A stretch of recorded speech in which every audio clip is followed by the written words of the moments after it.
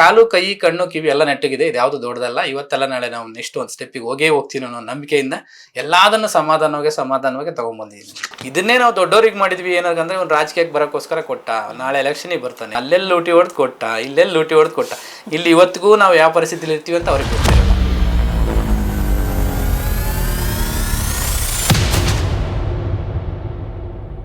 2-3 ಆಕ್ಸಿಡೆಂಟಲ್ಲಿ ಆಗಿದ್ದವರು ಅಲ್ಲಿ ಆಕ್ಸಿಡೆಂಟ್ ಆದವ್ರು ಯಾರು ಬದುಕಿಲ್ಲ, ನಾವೇ ಬದುಕಿರೋದು. ಅವಾಗ ನಾನು ಅನ್ಕೊತೀನಿ ಸ್ಕೂಲ್ ಮಕ್ಕಳ ಆಶೀರ್ವಾದ ಇನ್ನೂ ನೆಕ್ಸ್ಟು ಕಂಟಿನ್ಯೂ ನನ್ನ ಕಡೆಯಿಂದ ನೋಟ್ಬುಕ್ ಇಸ್ಕೋಬೇಕು ಅಂತೇಳಿ ಅವ್ರು ಹೇಳ್ಕೊಂಡಿದ್ರು ಅನ್ಸುತ್ತೆ. ಅದಕ್ಕೆ ನಾನು ಬದುಕಿದ್ದೀನಿ. ಇಲ್ಲಾಂದ್ರೆ ನನ್ನ ಲೈಫ್ ಇವಾಗ ಎಂಡ್ ಆಗಿರುತ್ತು. ನಾನು ಮಾಡಿದ್ದು ನಾನು ಅನುಭವಿಸ್ತೀನಿ, ನೀನು ಮಾಡಿದ್ದು ನೀನು ಅನುಭವಿಸ್ತೀಯ, ಅವ್ರು ಮಾಡಿದ್ದು ಅವ್ರು ಅನುಭವಿಸ್ತಾರೆ. ಯಾರನ್ನೋ ಹೋಗಿ ಅಣ್ಣ ಅನ್ಬೇಕು, ಯಾರಿಗೋ ಹೋಗಿ ಬಾಸ್ ಅನ್ಬೇಕು, ಯಾರಿಗೋ ಹೋಗಿ ನೀವು ಗಾಡ್ ಫಾದರ್ ಅನ್ಬೇಕು. ಅದು ನನ್ನ ಲೈಫಲ್ಲಿ ನನಗೆ ಇವತ್ತಿಗೂ ಬಂದಿಲ್ಲ. ಅಂತ ಪರಿಸ್ಥಿತಿ ಬಂದರೆ ನನ್ನ ಲೈಫೇ ಇರೋದು ಬೇಡ ಅಂತ ಯೋಚನೆ ಮಾಡಿ ಬಂದಿದ್ದಕ್ಕೆ ಇವತ್ತು ನಾನೇನೋ ಒಂದು ಸ್ವಲ್ಪ ಒಂದು ಹಂತದಲ್ಲಿದ್ದೀನಿ ಮೇಡಮ್.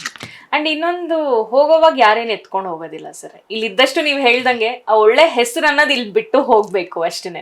ನಮ್ಮ ಫೌಂಡೇಶನ್ ಹೆಸರು ಹೇಳ್ಕೊಂಡು ಒಂದು ಪೈಸೆನೂ ಯಾರ ಹತ್ರ ಡೊನೇಷನ್ ತಗೊಂಡಿಲ್ಲ. ಬ್ರದರ್ ನಾನಿದ್ದೀನಿ, ಸರ್ ನಾನಿದ್ದೀನಿ, ಬ್ರದರ್ ನಾನಿದ್ದೀನಿ. ಆ ಥರ ಜನಗಳನ್ನ ನಮ್ಮ ಸುತ್ತಮುತ್ತ ನೂರಾರು ಜನ ಇದ್ದಾರೆ. ಅದು ನನ್ನ ಸಂಪಾದನೆ ಮೇಡಮ್. ಕಾಲು ಕೈ ಕಣ್ಣು ಕಿವಿ ಎಲ್ಲ ನೆಟ್ಟಿಗಿರೋನು ಎಲ್ಲರೂ ಶ್ರೀಮಂತರು ಅನ್ನೋದು ನನ್ನ ಇದು ಮೇಡಮ್.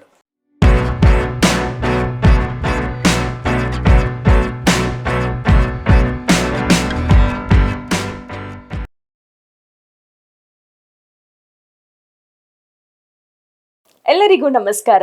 ಜೀವನದಲ್ಲಿ ಸಾಧನೆ ಮಾಡಿದವರ ನಿಜವಾದ ಕಥೆಗಳನ್ನು ನಿಮ್ಮ ಮುಂದೆ ತರುವ ಒಂದು ವಿಶೇಷವಾದ ಪಾಡ್ಕಾಸ್ಟ್ ನಿಮ್ಮ ಮೈಕ್ ಡ್ರಾಪ್. ಈ ಕಾಲದಲ್ಲಿ ಎಲ್ಲರೂ ಸೋಷಿಯಲ್ ಮೀಡಿಯಾ ಬಂದ್ಮೇಲೆ ಸೋಷಿಯಲ್ ಸರ್ವಿಸ್ ಮಾಡ್ತೀವಿ, ಸೋಷಿಯಲ್ ವರ್ಕ್ ಮಾಡ್ತೀವಿ, ನಮ್ಮ ಹತ್ರ ಫೌಂಡೇಶನ್ ಇದೆ, NGO ಇದೆ ಅಂತ ಹೇಳ್ಕೊಂಡು ತಿರುಗಾಡೋ ಜನ ಎಷ್ಟೋ. ಆದರೆ ಅದರಲ್ಲಿ ನಿಜವಾಗ್ಲೂ ಕೆಲಸ ಮಾಡಿ ನಿಜವಾದ ಸರ್ವಿಸ್ ಮಾಡಿರೋರು ಯಾವತ್ತೂ ಎಕ್ಸ್ಪೆಕ್ಟ್ ಮಾಡಲ್ಲ. ಅಂತ ಒಂದು ವ್ಯಕ್ತಿನ ಇವತ್ತು ಇಂಟರ್ವ್ಯೂ ಮಾಡ್ತಿದ್ದೀವಿ ನಾವು. ಸೊ ನಮ್ಮ ಇಂಟರ್ವ್ಯೂ ನಮ್ಮ ಸನ್ನಿ ರಾಜ್ಮನೆ ಅವರದು.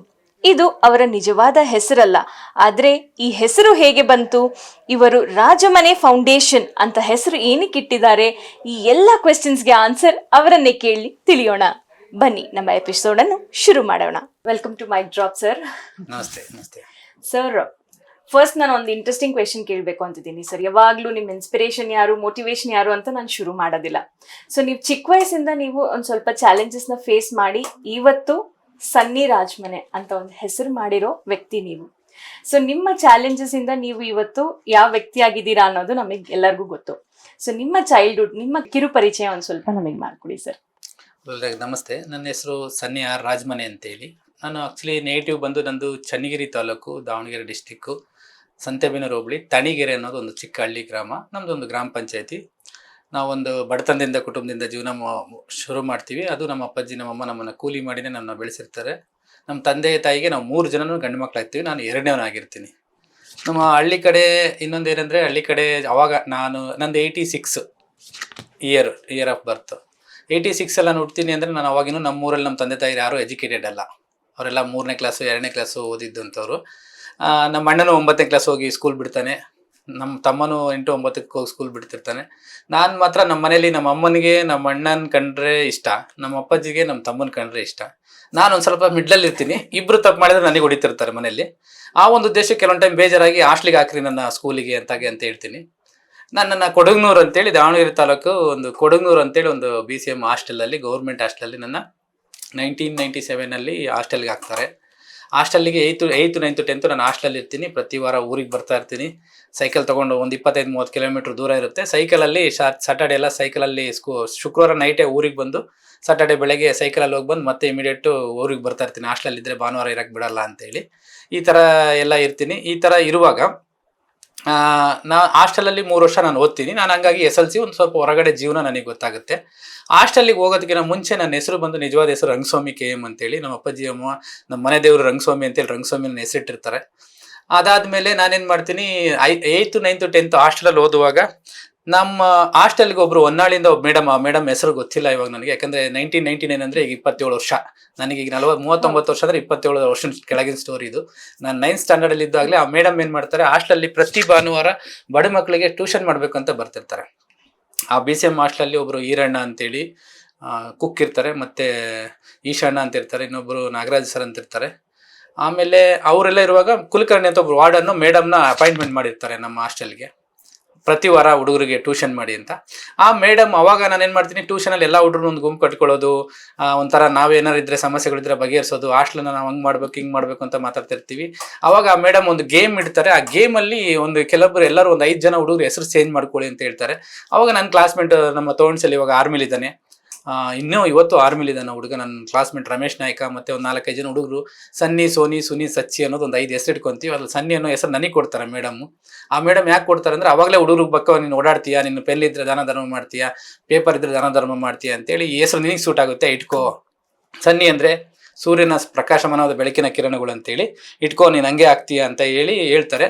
ನಾವು ಅವಾಗೆಲ್ಲ ಪಾಠ ಕನ್ನಡ ಇದರಲ್ಲೆಲ್ಲ ಓದ್ತಾ ಇರ್ತೀವಿ, ಎಲ್ಲ ರನ್ನ ಪನ್ನ ಪಂಪ ಕವಿ ಅಂತೇಳಿ ಕಾವ್ಯನಾಮಗಳು ನೋಡಿರ್ತೀವಲ್ಲ, ಆ ಥರ ನನಗೂ ನಾನು ಒಂದು ಸ್ವಲ್ಪ ಡ್ರಾಯಿಂಗ್ ಬರಿತಾ ಇರ್ತೀನಿ, ಚಿತ್ರಗಳನ್ನೆಲ್ಲ ಬರಿತಾ ಇರ್ತೀನಿ ಕೈಯಲ್ಲಿ. ಹಂಗಾಗಿ ಆ ಚಿತ್ರಗಳೆಲ್ಲ ಬರೆಯೋ ಟೈಮಲ್ಲಿ ನಾನು ಮೂಲೆಯಲ್ಲಿ ಸನ್ನಿ ಅಂತ ಬರೆದು ಆ ಮೇಡಮ್ ನನಗೆ ಹೇಳಿದ್ದಕ್ಕೂ ಆ ಗೇಮ್ ಮುಗಿದ್ಮೇಲೆ ಆ ಹೆಸರು ನಾನು ಕಂಟಿನ್ಯೂ ಮಾಡ್ತಾ ಹೋಗ್ತೀನಿ. ಅದು 10th ಆಗೋ ಅಷ್ಟೊತ್ತಿಗೆ 10th ಮುಗಿದು ನಾನು PUCಗೆ ಹೋಗ್ತೀನಿ ಸಂತೆಬೆನ್ನೂರಿಗೆ, ದಾವಣಗೆರೆ ಡಿಸ್ಟಿಕ್ ಚನ್ನಗಿರಿ ತಾಲೂಕು ಸಂತೆಬೆನ್ನೂರು, ನಮ್ಮೂರಿನ ಒಂದು 7 ಕಿಲೋಮೀಟರ್ ಆಗುತ್ತೆ ಹೋಬ್ಳಿ ಪ್ಲೇಸು. ಅಲ್ಲಿಗೆ ಹೋದಾಗ ಆಲ್ರೆಡಿ ನಾನೆಲ್ಲ ಸನ್ನಿ ಅನ್ನೋದನ್ನೇ ನೀವು ಮೇಜರಾಗಿ ಎಲ್ಲ ಕರಿತಾ ಇರ್ತಾರೆ ಫ್ರೆಂಡ್ಸ್ ಎಲ್ಲ. PUC ಮುಗಿಯೋ ಅಷ್ಟೊತ್ತಿಗೆ ಅದು ಆಲ್ರೆಡಿ ರಂಗಸ್ವಾಮಿ ಅನ್ನೋದೇ ಮರ್ತು ಬಿಟ್ಟಿರ್ತಾರೆ. ನಮ್ಮನೆಯವರು ಸಹ ರಂಗಸ್ವಾಮಿ ಅಂದ್ರೆ ಯಾರು ಅನ್ನೋ ಥರ ಆಗೋಗಿರುತ್ತೆ. ಸನ್ನಿ ಅಂದರೆ ಗೊತ್ತಾಗ್ತಿಡಿ ಊರು ತುಂಬ. ಅಷ್ಟೊತ್ತಿಗೆ PUC ಮುಗಿದ್ಮೇಲೆ ನನಗೊಂದು ಸ್ವಲ್ಪ ಕಂಪ್ಯೂಟರ್ ನಾಲೆಡ್ಜ್ ಇರುತ್ತೆ. ನಮ್ಮ ಮಾವ ಅವರೊಬ್ಬರು ಆನಂದ್ ಅಂತೇಳಿ ಸಂತೆಬೆನ್ನೂರಿನವರು, ಅವರೊಂದು DTP ಸೆಂಟರ್ ಇಟ್ಕೊಂಡಿರ್ತಾರೆ. 2003-4ರಲ್ಲಿ ನಂದು PUC ಮುಗಿಯುತ್ತೆ. ಅವರು DTP ಸೆಂಟ್ರಲ್ಲಿ ನಾನು ಫೋಟೋ ಮಿಕ್ಸಿಂಗು, ಆರ್ಟ್ ಬರೆಯೋದು ಇದೆಲ್ಲ ಒಂದು ಸ್ವಲ್ಪ ಸುಮ್ಮನೆ ಕಲ್ತ್ಕೊಂಡು, ಅವಾಗ ನಾನು ಅದು ಕಲ್ತ್ಕೊಂಡು ಕಂಪ್ಯೂಟರ್ ನಾಲೆಡ್ಜ್ ಎಲ್ಲ ಇರುತ್ತಲ್ಲ, ಫೋಟೋ ಮಿಕ್ಸಿಂಗು, ಫೋಟೋಶಾಪು, ಈ ಥರ ಕೆಲವೊಂದು ಬಿಸ್ನೆಸ್ ಸ್ಟಾರ್ಟ್ ಮಾಡ್ತೀನಿ. PUC ಹೋದ್ಮೇಲೆ ಏನು ಮಾಡ್ತೀನಿ, PUC ಪಾಸ್ ಆಗ್ತೀನಿ. ಅದಕ್ಕಿಂತ ಮುಂಚೆ SLC ಫೇಲ್ ಹಾಕಿನಿ ಅಂದ್ಕೊಂಡಿರ್ತೀನಿ, SLC ಪಾಸ್ ಆಗಿಬಿಡ್ತೀನಿ. PUC ಫೇಲ್ ಹಾಕಿನಿ ಅಂದ್ಕೊಂಡಿನಿ, PUCನೂ ಪಾಸ್ ಆಗಿಬಿಟ್ಟಿರ್ತೀನಿ. ನೆಕ್ಸ್ಟ್ ಅದಾದ್ಮೇಲೆ ಏನು ಮಾಡೋದು ಅಂತ ಗೊತ್ತಿಲ್ಲ ನಮಗೂ. ಇವತ್ತು ನಾನು ಇಲ್ಲಿ ಏನೇ ಇರ್ಬೋದು, ನನಗೇನೂ ಸಹ ಅವತ್ತು PUC ಮುಗಿದಾಗ ಏನು ಮಾಡಬೇಕು ಅಂತ ಗೊತ್ತಿಲ್ಲ. ಅವತ್ತಿನ ಕಾಲಕ್ಕೆ PUC 2000 ಅಂದರೆ 22 ವರ್ಷದ ಕೆಳಗಡೆ. ಆಮೇಲೆ ನಾವು ಒಂದು DTP ಸೆಂಟರ್ ಮಾಡೋಣ ಅಂತ ನೋಡ್ತೀನಿ. ಡಿಗ್ರಿಗೆ ಅಡ್ಮಿಷನ್ ಆಗಿ ಒಂದು 2 ದಿವಸ ಹೋಗಿ ಕಾಲೇಜಿಗೆ ಬಿಡ್ತೀನಿ. ITIಗೆ ಅಡ್ಮಿಷನ್ ಆಗಿ 1-2 ದಿವಸ ಹೋಗಿಬಿಡ್ತೀನಿ. ಫೈನ್ ಆರ್ಟ್ಸ್ ಡ್ರಾಯಿಂಗ್ ಕಾಲೇಜಿಗೆ ಹೋಗಿ ದಾವಣಗೆರೆಯಲ್ಲಿ ಒಂದು ಕಾಲೇಜಿಗೆ ಅಡ್ಮಿಷನ್ ಆಗಿ ಅಲ್ಲೊಂದು ವರ್ಷ ಮಾಡಿ ಬಿಡ್ತೀನಿ. ಹಿಂಗಾಗಿ ಜೀವನದಲ್ಲಿ ಗೊಂದಲಗಳಲ್ಲೇ ಒದ್ದಾಡ್ತಿರ್ತೀವಿ. ಬಟ್ ಏನಂದರೆ ನಾನು ಫೈನ್ ಆರ್ಟ್ಸಿಗೆ ಒಂದು 2 ವರ್ಷ ಫೌಂಡೇಶನ್ PUC ಮುಗಿದ್ಮೇಲೆ 2 ವರ್ಷ foundation fine arts foundation work ಕಾಲೇಜಿಗೆ ಹೋಗ್ತೀನಿ ನಾನು. ಈ ನಡುವೆ ಏನಾಗುತ್ತೆ, ನನಗೆ ನಮ್ಮ ಮನೇಲೆಲ್ಲ ವಾತಾವರಣ ಆಕ್ಚುಲಿ ನಾನು ಬುದ್ಧಿ ಬಂದಾಗಿಂದನೂ ನಮ್ಮ ಅಮ್ಮವ್ರನ್ನ ಕೂಲಿ ಮಾಡೋದನ್ನ ಬಿಡಿಸ್ಬೇಕು, ನಮ್ಮ ಅಪ್ಪಾಜಿ ನಮ್ಮ ಅಮ್ಮನ ಕೂಲಿ ಮಾಡೋದು ಬಿಡಿಸ್ಬೇಕು, ನಾನೇನಾದ್ರೂ ಮನೆಗೆ ಮಾಡಬೇಕು, ಅಣ್ಣ ಮಾಡ್ತಾನಂತ ಅಮ್ಮ ಮಾಡ್ತಾನೋ ಅದೆಲ್ಲ ಗೊತ್ತಿಲ್ಲ, ನಾನೇನಾರು ಮಾಡಬೇಕು ಅಂತೇಳಿ ಹೆಂಗೆ ಮಾಡೋದು ಅಂತ ಓಡಾಡ್ತಾ ಇರ್ತೀನಿ. ಬಟ್ ನನಗೇನೊಂದು ಸ್ವಲ್ಪ ಹೊರಗಡೆ ನಮ್ಮ ಅಣ್ಣ ತಮ್ಮನಿಗಿಂತ ನನಗೊಂದು ಸ್ವಲ್ಪ ನಾಲೆಡ್ಜ್ ಬೆಳೆಯೋಕೆ ಏನು ಕಾರಣ ಅಂದರೆ, ನಾನು 3 ವರ್ಷ ಹಾಸ್ಟೆಲಲ್ಲಿ ಓದಿ ಬಂದಿರೋದ್ರಿಂದ ಹೊರಗಡೆ ಪ್ರಪಂಚ ನನಗೆ ಗೊತ್ತಾಗಿರುತ್ತೆ. ಈಗಿದ್ದಾಗ ಏನಾಗುತ್ತೆ, ನೆಕ್ಸ್ಟು PUC ಮುಗಿಸ್ಕೊಂಡು ಏನು ಮಾಡೋದಂತ ಗೊತ್ತಾದಾಗ DTP ಸೆಂಟ್ರು ಇದೆಲ್ಲ ಕೆಲಸ ಮಾಡ್ಕೊತಾ ಇರ್ತೀನಿ. ಒಂದೊಂದು 1000 ರೂಪಾಯಿಗೂ 500 ರೂಪಾಯಿಗೂ ಕಷ್ಟ ಇರುತ್ತೆ. ಆದರೂ ನಾನು ನಮ್ಮ ಅಮ್ಮನ ಅಪ್ಪ ಜೊತೆ ಇನ್ನೊಂದು ಸ್ವಲ್ಪ ಏನಾದ್ರು ದುಡ್ಡು ತೊಗೊಂಡು ಫೈನ್ ಆರ್ಟ್ಸ್ ಕಾಲೇಜಿಗೆ ಸೇರ್ಕೊತೀನಿ. ಡ್ರಾಯಿಂಗ್ ಮಾಡೋಣ, ಅನಿಮೇಷನ್ಗೆ ಹೋಗೋಣ, ಏನಾದರೂ ಗ್ರಾಫಿಕ್ಸ್ ಮಾಡೋದು, ಏನೋ ಹೊಸದಾಗಿ ಏನಾದ್ರು ಮಾಡೋಣ ಅಂತ ನಾನು ಅಡ್ಮಿಷನ್ ಆಗ್ತೀನಿ. 2006-07 ಅಡ್ಮಿಷನ್ ಆಗ್ತೀನಿ. ಆಮೇಲೆ ಅವಾಗೇನಾಗುತ್ತೆ, ಅಡ್ಮಿಷನ್ ಆದಾಗ 1-2 ವರ್ಷ ಹೋಗ್ತೀನಿ. 2ನೇ ವರ್ಷ ಫೌಂಡೇಶನ್ ಮುಗಿಸಿ ಇನ್ನು BFA, ಫೌಂಡೇಶನ್ 2 years ಇರುತ್ತೆ. ಫೌಂಡೇಶನ್ ಮುಗಿಸಿ ಇನ್ನು BFA ಅಂತ ಹೋಗ್ಬೇಕಾಗುತ್ತೆ, ಬ್ಯಾಚುಲರ್ ಫೈನ್ ಆರ್ಟ್ಸ್ ಅಂತ. ಅದಕ್ಕೆ ಹೋಗಾಗ ನಾನು ನೋಡ್ತೀನಿ, ಅಲ್ಲಿಂದ ಬ್ಯಾಚುಲರ್ ಆಫ್ ಫೈನ್ ಆರ್ಟ್ಸ್ 5 ವರ್ಷ 3 ವರ್ಷ ಮಾಡಿ, ಅಲ್ಲಿಂದ MFA ಮಾಡಿ 5 ವರ್ಷ ಆಗಿರುತ್ತೆ. ನಾನು ಫೌಂಡೇಶನ್ 7 ವರ್ಷ ಕೋರ್ಸ್ ಮಾಡಿರೋ ವ್ಯಕ್ತಿ ಒಬ್ಬರು ಬೆಂಗಳೂರಲ್ಲಿ ಬಂದು ಕೆಲಸ ಮಾಡ್ತಿರ್ತಾರೆ. ಅವ್ರ ಸ್ಯಾಲ್ರಿ ಎಷ್ಟು ಅಂದರೆ ಅವಾಗ 15,000. ನಾನು ಯೋಚನೆ ಮಾಡ್ತೀನಿ, 7 ವರ್ಷ ಓದಿ 15,000 ಸಂಬಳ ತಗೊಳ್ಳೋದ್ರೆ ನಾನು ಯಾಕೆ ಇದನ್ನ ಮಾಡಬೇಕು ಅಂತ ನಾನು ಅವಾಗ ಮತ್ತೆ ಅದನ್ನ ಬಿಟ್ಟು ಸ್ಟುಡಿಯೋ ಮಾಡ್ಕೊತೀವಿ. ಸನ್ನಿ ಡಿಜಿಟಲ್ ಸ್ಟುಡಿಯೋ ಅಂತಾನೆ ಮಾಡ್ಕೊತೀನಿ, ಸ್ಟುಡಿಯೋ ಅಂಡ್ ಪ್ರಿಂಟರ್ಸ್ ಅಂತ. ಆಮೇಲೆ ಮೊಬೈಲ್ ಡೌನ್ಲೋಡಿಂಗ್ ಸೆಂಟ್ರು, ಈ ಥರ ಎಲ್ಲ ಮಾಡ್ಕೊತೀವಿ, ಬಿಸ್ನೆಸ್ ಅಲ್ಲಿ ಎತ್ತೀವಿ. ಆಮೇಲೆ ಒಂದು ಕಾರ್ ಸಾಲ ಮಾಡಿ ಒಂದು ಕಾರ್ ತೊಗೋತೀನಿ. ಕಾರ್ ತೊಗೊಂಡಾದ್ಮೇಲೆ ಅದನ್ನ ಕಾರ್ ನಂದಿನಿ ಡೈರಿ ಇದಕ್ಕೆ ಬಿಡ್ತೀನಿ, ಡಾಕ್ಟ್ರಿಗೆ ಅಟ್ಯಾಚ್ ಮಾಡ್ತೀನಿ. ಅಲ್ಲಿಂದ 2008-09 ಕಾರು ಲಾರಿ ಎಲ್ಲ ತೊಗೊತೀನಿ. ಲಾರಿ ಆಕ್ಸಿಡೆಂಟ್ ಆಗೋಗುತ್ತೆ. ಆಮೇಲೆ ಮತ್ತೆ ಭತ್ತ ಕೊಯ್ಯೋ ಮಿಷಿನ್ ಒಂದು ತೊಗೊತೀನಿ, ಅದನ್ನು ಮೇಂಟೈನ್ ಮಾಡೋಕ್ಕಾಗದೆ ಕೊಡ್ತೀನಿ. ಈ ಟೈಮಲ್ಲಿ 2010 ನಮ್ಮ ಲೈಫಲ್ಲಿ, ಪರ್ಸನಲ್ ಲೈಫಲ್ಲಿ ಒಂದು ಸ್ವಲ್ಪ ಏರುಪೇರುಗಳಾಗುತ್ತೆ. ಆ ಟೈಮಲ್ಲಿ ನಾನು ಬರಿಗೈಯಲ್ಲಿ ದಾವಣಗೆರೆಯಲ್ಲಿ ಯಾರೋ ಒಬ್ಬ ದುಡ್ಡಿಗೆ ನನಗೆ ಮೋಸ ಮಾಡ್ತಾನೆ. ಆ ಟೈಮಲ್ಲಿ ಒಂದು 6-7 ಲಕ್ಷ ರೂಪಾಯಿ ಅಮೌಂಟಿಗೆ ಮೋಸ ಮಾಡ್ತಾನೆ. ಆವಾಗ ನನಗೆ ದೊಡ್ಡ ಬಿಗ್ ಅಮೌಂಟ್ ಆಗಿರುತ್ತೆ. ಆ ನಡುವೆ ನಮ್ಮ ರಿಲೇಷನ್ಸ್ ಹತ್ರ, ಇವ್ರ ಹತ್ರ ನಾನು ಸಾಲ ತೊಗೊಂಡು ಒಂದು 2 ಲಕ್ಷ ರೂಪಾಯಿ ತೊಗೊಂಡು ಅದನ್ನು ಫೇಸ್ ಮಾಡೋಕ್ಕಾಗದೆ ಬರೀ 2 ಲಕ್ಷ ರೂಪಾಯಿ, ನನಗೆ ಒಬ್ಬನ 6 ಲಕ್ಷಕ್ಕೆ ಮೋಸ ಮಾಡಿದ್ರು ಸಹ ನಾನು 2 ಲಕ್ಷ ಫೇಸ್ ಮಾಡೋಕ್ಕಾಗದೆ ಕ್ಯಾಬ್ ಡ್ರೈವರ್ ಥರ ಬೆಂಗಳೂರಿಗೆ ಬಂದುಬಿಡ್ತೀನಿ. ಆವಾಗ 2012 ನಾನು ಬೆಂಗಳೂರಲ್ಲಿ ಬಂದು ಜಿಗಣಿಲಿ ಬಂದು ಸೆಟ್ಲಾಗಿ ಕಾರ್ HCL ಕಂಪ್ನಿಗೆ ಬಂದು ಕಾರ್ ಅಟ್ಯಾಚ್ ಮಾಡಿಕೊಂಡು ಕ್ಯಾಬ್ ಡ್ರೈವರ್ ಆಗಿ ಓಡ್ಸಕ್ಕೆ ಜೀವನ ಸ್ಟಾರ್ಟ್ ಮಾಡ್ತೀನಿ. ಬೆಂಗಳೂರು ಜೀವನ ಅವಾಗಿಂದ ಸ್ಟಾರ್ಟ್ ಆಗುತ್ತೆ ಮೇಡಮ್. ಅವಾಗ GPS ಲೊಕೇಶನ್ ಇಲ್ಲ, ಅವಾಗ ಇದಿಲ್ಲ, ಏನೇಳಿ ಗೂಗಲ್ ಮ್ಯಾಪ್ ಇಲ್ಲ, Maps ಇಲ್ಲ. GPS ಇಲ್ಲ, ಆಮೇಲೆ ಓಲಾ ಊಬರ್ ಇಲ್ಲ, ಕ್ಯಾಶ್ ಕೊಡೋಕೆ ಒಂದು ಟ್ರಾವೆಲ್ಸಿಗೆ ಒಂದು ಕಂಪ್ನಿಗೆ ಅಟ್ಯಾಚ್ ಮಾಡಿ ನಾವು ಡ್ರೈವರ್ ಆಗಿ ಹೋಗ್ತೀವಿ ಅಂದ್ರೆ ಡೀಸೆಲ್ಗೆ 100 ರೂಪಾಯಿ ಇರ್ತಿರ್ಲಿಲ್ಲ, 3 ತಿಂಗಳು ಬಿಲ್ ಕಾಯ್ಬೇಕಾಗಿತ್ತು. ಅದೊಂಥರ ವಿಚಿತ್ರ, ಒಂಥರ ಜೀವನ ಬಹಳ ಕಷ್ಟವಾಗಿ ಇತ್ತು. ಬಟ್ ನಾನು ಎಲ್ಲಾ ಜೀವನ ಕಷ್ಟ ಅಂತ ಯಾವತ್ತೂ ಅನ್ಕೊಳ್ಳಿಲ್ಲ. ಫೈಟ್ ಕಾಲು ಕೈ ಕಣ್ಣು ಕಿವಿ ಎಲ್ಲ ನೆಟ್ಟಗಿದೆ, ಇದು ಯಾವ್ದು ದೊಡ್ಡದಲ್ಲ. ಇವತ್ತೆಲ್ಲ ನಾಳೆ ನಾವು ನೆಕ್ಸ್ಟ್ ಒಂದು ಸ್ಟೆಪ್ಪಿಗೆ ಹೋಗ್ತೀನಿ ಅನ್ನೋ ನಂಬಿಕೆಯಿಂದ ಎಲ್ಲದನ್ನು ಸಮಾಧಾನವಾಗಿ ತಗೊಂಡ್ಬಂದಿದ್ದೀನಿ. Correct sir. ನೀವ್ ಹೇಳಿದ್ರಲ್ಲಿ ಎಷ್ಟು ಬಿಸ್ನೆಸ್ ಆಗಿರ್ಬೋದು, ಎಷ್ಟೊಂದು ಫೀಲ್ಡ್ಸ್ ನ ಚೇಂಜ್ ಮಾಡಿ ಇವತ್ತು ನೀವು ಈ ಸ್ಥಾನದಲ್ಲಿ ಇದ್ದೀರಾ ಸರ್. ಅದೊಂದು ಇನ್ಸ್ಪಿರೇಷನ್ ಅಂತಾನೆ ಹೇಳ್ಬೋದು. ರಿಯಲ್ ಎಸ್ಟೇಟ್ ವ್ಯವಹಾರ ಮಾಡ್ಬೇಕು ಅಂತಿತ್ತು, ಬಟ್ ನಾಲೆಡ್ಜ್ ಇದ್ದಲ್ಲೇ ಮಾಡಕ್ಕಾಗಲ್ಲ. ನಮಗೆ ಲೋಕಲ್ ಏರಿಯಾ ಬಗ್ಗೆ ಗೊತ್ತಿಲ್ಲದೆ ಮಾಡಕ್ಕಾಗಲ್ಲ. ಬಟ್ ಯಾವ್ದ್ರಲ್ಲಿ ದುಡಿಬೇಕು, ಪ್ರತಿಯೊಂದು ಬಿಸ್ನೆಸ್ ಅಲ್ಲೂ ನಾನು ದುಡ್ಡು ಹಾಕಿರೋ ದುಡ್ಡು ಯಾವ್ದು ಬಂದಿಲ್ಲ ಅಂದ್ರೂ ನೆಕ್ಸ್ಟ್ ಇನ್ನೊಂದು ಮಾಡಿ ಹೆಂಗ್ ದುಡಿಬೇಕು ಅಂತ ನಾನು ಯೋಚನೆ ಮಾಡ್ತಿದ್ದೆ. ಬಿಟ್ರೆ ಹೆಂಗ್ ರಾಂಗ್ ರೂಟ್ಗೆ ಹೋಗ್ಬೇಕು, ಅಥವಾ ಯಾರನ್ನೋ ಹೋಗಿ ಅಣ್ಣ ಅನ್ಬೇಕು, ಯಾರಿಗೋ ಹೋಗಿ ಬಾಸ್ ಅನ್ಬೇಕು, ಯಾರಿಗೋ ಹೋಗಿ ನೀವು ಗಾಡ್ ಫಾದರ್ ಅನ್ಬೇಕು, ಅದು ನನ್ನ ಲೈಫಲ್ಲಿ ನನಗೆ ಇವತ್ತು ಬಂದಿಲ್ಲ. ಅಂತ ಪರಿಸ್ಥಿತಿ ಬಂದ್ರೆ ನನ್ನ ಲೈಫೇ ಇರೋದ್ ಬೇಡ ಅಂತ ಯೋಚನೆ ಮಾಡಿ ಬಂದಿದ್ದಕ್ಕೆ ಇವತ್ತು ನಾನೇನೋ ಒಂದು ಹಂತದಲ್ಲಿ ಇದ್ದೀನಿ ಮೇಡಮ್. ನೀವ್ ಹೇಳಿದ್ ಒಂದ್ ಮಾತು ತುಂಬಾ ಇಷ್ಟ ಆಯ್ತು ಸರ್ ನನ್ಗೆ. ಕೈ ಕಾಲು ಕಣ್ಣು ಕಿವಿ ಇದೇ ನಮ್ ದೊಡ್ಡ ಆಸ್ತಿ. ಇದರಿಂದ ಏನೋ ಒಂದ್ ಸಿಚುವೇಶನ್ ಬಂತು ಅಂತ ಗಿವ್ ಅಪ್ ಕೊಡಬಾರ್ದು ಅಂತ ಹೇಳಿದ್ರಲ್ಲ, ನಿಜ. ಎಲ್ಲರೂ ರಿಯಲೈಸ್ ಆದ್ರೆ ಅವ್ರ ಲೈಫ್ ಅದನ್ನ ಟಫ್ ಅಂತ ಅನ್ಸೋದೇ ಇಲ್ಲ. ಈ ಮಾತಿಗೆ ಒಂದು ಕ್ಲಾರಿಟಿ ಕೊಡ್ತೀನಿ ಮೇಡಮ್. ಎಷ್ಟೊಂದ್ ಜನ ತಂದೆ ತಾಯಿ ಅಣ್ಣ ತಮ್ಮ ಎಲ್ಲಾ ಇದ್ದು, ಕಾಲು ಕೈ ಕಣ್ಣು ಕವಿ ಇದ್ದು ಎಲ್ಲ ಇದ್ದು ನನಗೆ ಯಾರು ಏನು ಮಾಡಿಲ್ಲ ಅಂತಾರೆ. ಇದೆಲ್ಲ ಲೈಫ್ ಅಲ್ಲ. ಅವ್ರಿಗೆ ಕೈಲಿ ಏನು ಮಾಡ್ಕೊಳಕ್ಕಾಗಿಲ್ಲ. ಅವ್ರಂತ ಸೋಂಬೇರಿಗಳು ಬೇರೆ ಯಾರು ಇಲ್ಲ ಅಂತೀನಿ. ಯಾಕೆ ಗೊತ್ತಾ, ಎಷ್ಟೋ ಜನ ಕಾಲು ಕೈ ಇಲ್ದೇ ಇರೋರು ಇವತ್ತು ಏನೇನೋ ಸಾಧನೆ ಮಾಡಿದ್ದಾರೆ. ಅಪ್ಪ ಅಮ್ಮ ಇಲ್ದೇ ಇರೋರು ಏನೇನೋ ಸಾಧನೆ ಮಾಡಿದ್ದಾರೆ. ಫೈನಾನ್ಷಿಯಲ್ ಬ್ಯಾಕ್ ಗ್ರೌಂಡ್ ಸಪೋರ್ಟ್ ಇಲ್ದಿರೋರು ಏನೇನೋ ಸಾಧನೆ ಮಾಡಿದ್ದಾರೆ. ಒಂದು ಉದಾಹರಣೆ ಮಾಡ್ಕೋಬೇಕು ಮೇಡಮ್. ನಂದು ಯಾವ ತರ ಪಾಲಿಸಿ ಅಂದ್ರೆ, ಇವತ್ತು ನೋಡಿ, ನನ್ನ ಏಜ್ ಇವತ್ತು ಇಷ್ಟಿದೆ ಅಂದ್ರೆ, ನಾನು ಏನಾದ್ರೂ ಚೆನ್ನಾಗಿ ಬೆಳಿತಿದ್ದೀನಿ ಅಂದಾಗ ನಾನು ಯಾರನ್ನ ಉದಾಹರಣೆ ತಗೋಬೇಕು ಅಂದ್ರೆ, ಚೆನ್ನಾಗಿ ಬೆಳೆದಿನಿ ಅಂತ ತಲೆಗೆ ಅಹಂಕಾರ ಬರೋದಕ್ಕಿಂತ ಮೊದಲೇ ಥಿಂಕ್ ಮಾಡಬೇಕು. ನನ್ನ ಏಜ್ ಅಲ್ಲಿ ನನಗಿಂತ 100 ಆಸ್ತಿ ಅಥವಾ 100 ಮುಂದೆ ಹೋಗಿರೋಂಥ ವ್ಯಕ್ತಿಗಳು ನೆನ್ಪು ಮಾಡ್ಕೊಂಡಾಗ ಅವ್ರ ಮುಂದೆ ನಾವೇನಿಲ್ಲ ಅನ್ನೋ ಫೀಲಿಂಗ್ ನಮಗೆ ಬರಬೇಕು. ಅವಾಗ ನಾವು ಮುಂದೆ ಏನಾರು ಮಾಡಕ್ ಸಾಧ್ಯ. ಆಮೇಲೆ ನಮಗೇನಾದ್ರು ಲಾಸ್ ಆಗಿದೆ, ಅಯ್ಯೋ ಹಿಂಗ ಆಗ್ಬಿಡ್ತಲ್ಲ ಅಂತ ಥಿಂಕ್ ಮಾಡೋದು ಯಾವಾಗ ಮಾಡ್ಬೇಕು ಅಂದಾಗ, ನನ್ನ ಕ್ಲಾಸ್ಮೇಟ್ಸ್ ಇವತ್ತಿಗೂ ತಂದೆ ತಾಯಿ ಹತ್ರ 100 ರೂಪಾಯಿ ಕೊಡು ಖರ್ಚಿಗೆ ಅಂತ ಕೇಳೋರಿದ್ದಾರೆ. ಇವತ್ತು ನಮ್ಮ ತಿಂಗಳಿಗೆ 8 ರಿಂದ 10 ಲಕ್ಷ ರೂಪಾಯಿ ನಮ್ದು ಖರ್ಚಿದೆ. ನಾವು ಅವಾಗ ಯೋಚನೆ ಮಾಡ್ಬೇಕು, ಇವತ್ತು 100 ರೂಪಾಯಿ ಇನ್ನು ದುಡಿದಿರೋನು ನನ್ನ ಫ್ರೆಂಡ್ ಇದ್ದಾನೆ, ಇಷ್ಟು ಖರ್ಚು ಮಾಡೋರು ಇದ್ದಾರೆ. ಈ ತರ ಹಂಗಿದ್ದಾಗ ನಾವೇ ಎಷ್ಟೋ ಸೇಫ್ ಆಗಿದ್ದೀವಿ ಅನ್ನೋದನ್ನ ಮೈಂಡಿಗೆ ಪದೇ ಹಾಕೊಂಡು ಹೋದ್ರೆ ನಮ್ಗೆ ಎಲ್ಲೂ ನಮ್ಮ ಮೈಂಡ್ ಅಲ್ಲಿ ಎಂತ ಸಮಸ್ಯೆಗಳು ಎಂತ ಸಿಚುವೇಶನ್ ಬಂದ್ರು ನಾವು ಹ್ಯಾಂಡಲ್ ಮಾಡ್ಬೋದು ಅನ್ನೋದೊಂದು ನನ್ನ ಮೈಂಡ್ ಅಲ್ಲಿ ಇದೆ. ನಿಜ ಸರ್, ಅದು ಒಂದು ಗ್ರೋತ್ ಮೈಂಡ್ ಸೆಟ್ ಅಂತಾರಲ್ಲ. ಇದೇ ವಿಷಯವಾಗಿ ನೋಡಿ, ನಾನು ಯಾರು ಇವತ್ತು ನಮ್ಮ ಪಾಲಿಸಿ ಇನ್ನೊಂದೇನಂದ್ರೆ, ಅಪ್ಪ ಮಾಡಿದ ಆಸ್ತಿ ನಾವ್ ಯಾರು ಹೊಡೆದಾಡಬಾರ್ದು. ಅಣ್ಣ ತಮ್ಮ ಮಾಡಿದ್ರ ಅವ್ರಿಗೂ ನಾನೇನಾರ ಕೈಯಿಂದ ಮಾಡಿಕೊಡ್ಬೇಕು ಅನ್ನೋರು ನಮಗೆ ಇಷ್ಟ ಇದೆ. ಬಿಟ್ರೆ ನಮ್ಮ ಅಪ್ಪನ ಆಸ್ತಿನ ಇದ್ರ ಭಾಗ ಮಾಡು, ನನಗೆ ಅಣ್ಣನ್ಗೆ ಇಷ್ಟ ಹೋಯ್ತು, ತಮ್ಮನ್ಗೆ ಇಷ್ಟ ಹೋಯ್ತು, ನಾನ್ ಮಾತ್ರ ನಮ್ಮ ಅಪ್ಪಮ್ಮನ ಮಾಡ್ತಾ ಇದೀನಿ, ನಮ್ಮ ಅಣ್ಣ ಮಾಡ್ತಾ ತಮ್ಮ ಮಾಡ್ತಾ ಇಲ್ಲ ಅಂದ್ರೆ ಅವೆಲ್ಲ ಅವ್ರ ಯೋಗ್ಯತೆಗಳು ಅಥವಾ ಅವ್ರವ್ರ ಮೆಂಟಾಲಿಟಿನ ತೋರಿಸ್ಕೊಡ್ತವೆ. ಹಂಗಾಗಿ ನಾವ್ ಯಾವತ್ತೂ ದೊಡ್ಡದಾಗಿ ಬೆಳಿಬೇಕು ಅಂದ್ರೆ ಫಸ್ಟ್ ದೊಡ್ಡದಾಗಿ ಯೋಚನೆ ಮಾಡ್ಬೇಕು. ಸಣ್ಣದಾಗಿ ಯೋಚನೆ ಮಾಡಿ ನಾವು ದೊಡ್ಡದಾಗಿ ಯೋಚನೆ ಮಾಡಿದ್ವಿ ಅಂದ್ರೆ ಅದಾಗಲ್ಲ. ಅದಕ್ಕೆ ಅಂಡ್ ಇನ್ನೊಂದು, ನಿಮ್ಮ ಫೌಂಡೇಶನ್ ಹೆಸರು ನೀವು ರಾಜ್ಮನೆ ಫೌಂಡೇಶನ್ ಅಂತ ಇಟ್ಟಿದ್ದೀರಾ. ಈ ರಾಜ್ಮನೆ ಅನ್ನೋ ವರ್ಡ್ ಹಿಂದೆ ಏನಾದ್ರೂ ಒಂದು ರೀಸನ್ ಇದೆಯಾ ಸರ್? ಈ ರಾಜ್ಮನೆ ಅನ್ನೋದು ಹೆಸರು ಏನಕ್ಕೆ ಇಟ್ವಿ ಅಂದ್ರೆ, ಅವತ್ತಿನ ಕಾಲದಲ್ಲಿ ರಾಜರು, ಈಗ ಮೈಸೂರು ರಾಜನೇ ಕಟ್ಕೊಳ್ಳಿ, ಅವ್ರು ಒಂದು KRS ಡ್ಯಾಮ್ ಕಟ್ಟಬೇಕು ಅಂದ್ರೆ ಅವ್ರ ಮಿಸಸ್ ಬಂಗಾರ ಎಲ್ಲ ಕೊಟ್ಟು ಆ ತರ ಒಂದ್ 4 ಜನಕ್ಕೆ ಉಪಯೋಗ ಆಗ್ಬೇಕು ಅಂದ್ರೆ ಏನ್ ಬೇಕಾದ್ರೂ ಕೊಡೋ ಅಂತ ಮನೆಗಳಿಗೆ ರಾಜಮನೆ ಅಂತಾರೆ. ಆ ಉದ್ದೇಶಕ್ಕೆ ಆ ತರ ಹೆಸರು. ನಾನು ಇವತ್ತೆಲ್ಲ ನನಗೆ ಗೊತ್ತು, ನಾನು ಎಲ್ಲದನ್ನು ಬಿಟ್ಟು ನಾನು ನಮ್ಮ ಹೆಂಡತಿ ಮಕ್ಕಳು ಅಣ್ಣ ತಮ್ಮ ಅಪ್ಪ ಅಮ್ಮ ಎಲ್ಲರೂ ಹೋಗ್ತೀವಿ ಒಂದ್ ದಿವಸ. ಯಾರು ಭೂಮಿ ಮೇಲೆ ಇರಲ್ಲ. ಅಪ್ಪ ಅಮ್ಮನಿಗೂ ಹೆಂಡತಿ ಮಕ್ಕಳಿಗೆ ಮಾಡಿಡ್ಬೇಕು ಅನ್ನೋದೇ ಒಂದು ಭ್ರಮೇಲಿ ಬದುಕ್ತವ್ರ ಜನ. ಅವರು ಬರ್ತಾರೆ ಒಂದ್ ದಿವಸ ನಮ್ಮ ಜೊತೆಗೆ. ಹಾಗಾಗಿ ನಮ್ಮ ಹೆಸರು ಉಳಿದೋಗ್ಬೇಕು ಅನ್ನೋ ಒಂದು ಉದ್ದೇಶಕ್ಕೋಸ್ಕರ ಈ ಹೆಸರನ್ನ ಇಟ್ಟಿದ್ದೀನಿ. ಈ ಹೆಸರು ಪರ್ಮನೆಂಟ್ ಆಗಿರ್ಲಿ ಅಂತ. ಈಗ ನಿಮ್ಗೆ ಗೊತ್ತಿದ್ದಂಗೆನೆ, ಈಗ ಎಷ್ಟೋ ಜನ, ಈಗ ನಮ್ಮ ತಾತ ನಮ್ಮ ಅಪ್ಪನ ಹೆಸರು ನನಗೆ ಗೊತ್ತಿರ್ಬೋದು, ಅವ್ರ ಅಪ್ಪನ ಹೆಸರೇ ನಮಗೆ ಗೊತ್ತಿಲ್ಲ. ಒಂದು 2-3 ಜನರೇಷನ್. ಈ ಅಂಬೇಡ್ಕರ್ ಹೆಸರು ಇಡ್ತೀವಿ, ಮದರ್ ತೆರೇಸಾ ಅವ್ರ ಹೆಸರು ಇಡ್ತೀವಿ. ಇವ್ರ ಹೆಸರೆಲ್ಲ ಯಾಕೆ ಇಡ್ತೀವಿ ಅಂದ್ರೆ, ಅವರೆಲ್ಲ 4 ಜನಕ್ಕೋಸ್ಕರ ಬದುಕಿದ್ರು, ಅವ್ರ ಹೆಸರು ಉಳಿತು.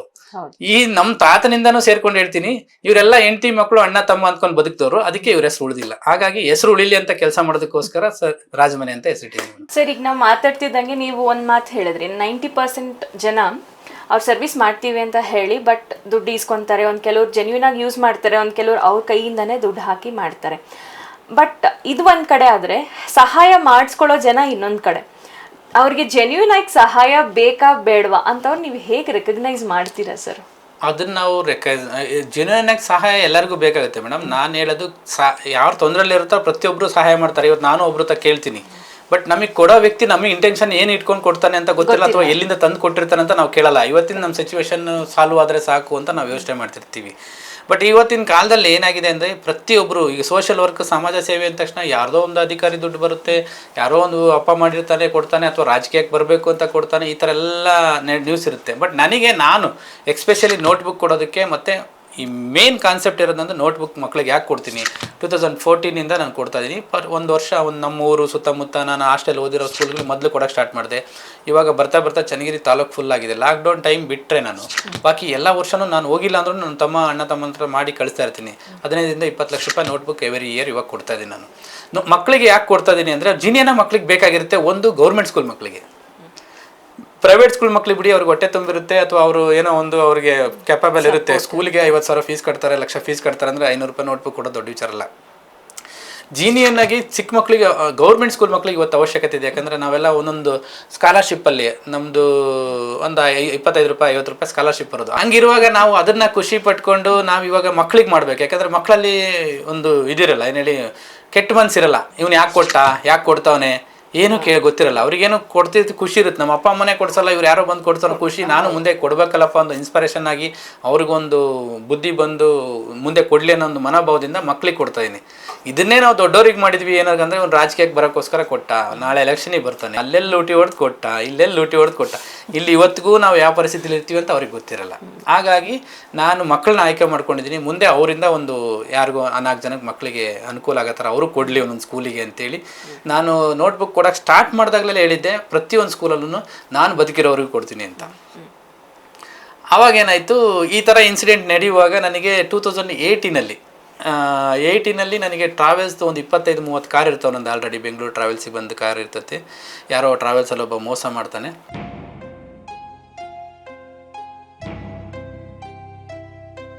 ಆ ಟೈಮಲ್ಲಿ ಗಾಡಿ ಬಾಡಿಗೆಗಳನ್ನ ಕೊಟ್ಟಿರ್ತೀವಿ. ಅವ್ನು ತಗೊಂಡೋಗಿ ಎಲ್ಲೋ ಡೆತ್ ನೋಟ್ ಬರೆದಿಟ್ಟು ಗಾಡಿ ಕಳ್ತನ ಆಗಿದೆ ಅಂತೇಳೋಗಿ ಇದು ಮಾಡಿಟ್ಟಿರ್ತಾನೆ. ನಮ್ಗೆ ಆಮೇಲೆ ಗಾಡಿ ಎಲ್ಲ ರಿಕವರಿ ಮಾಡಿಸೋ ಅಷ್ಟೊತ್ತಿಗೆ ಒಂದು 6 ತಿಂಗಳಾಗ್ಬಿಡುತ್ತೆ. ಭಾಳ ಪ್ರಾಬ್ಲಮ್ ತಗೊಳಕೊಂತೀನಿ ನಾನು. ಎಷ್ಟು ಈಗ ಓಡೋ ಕುದುರೆ ಎಷ್ಟು ಸ್ಪೀಡಾಗಿ ಓಡುತ್ತೆ, ಕಾರು ಅಂದ್ಕೊಳ್ಳಿ, ಕುದುರೆನೇ ಅಂದ್ಕೊಳ್ಳಿ, ಎಷ್ಟು ಸ್ಪೀಡಾಗಿ ಓಡುವಾಗ ಆಕ್ಸಿಡೆಂಟ್ ಆಗುತ್ತೋ ಅಷ್ಟೇ ಏಟ್ ಜಾಸ್ತಿ ಬೀಳುತ್ತೆ.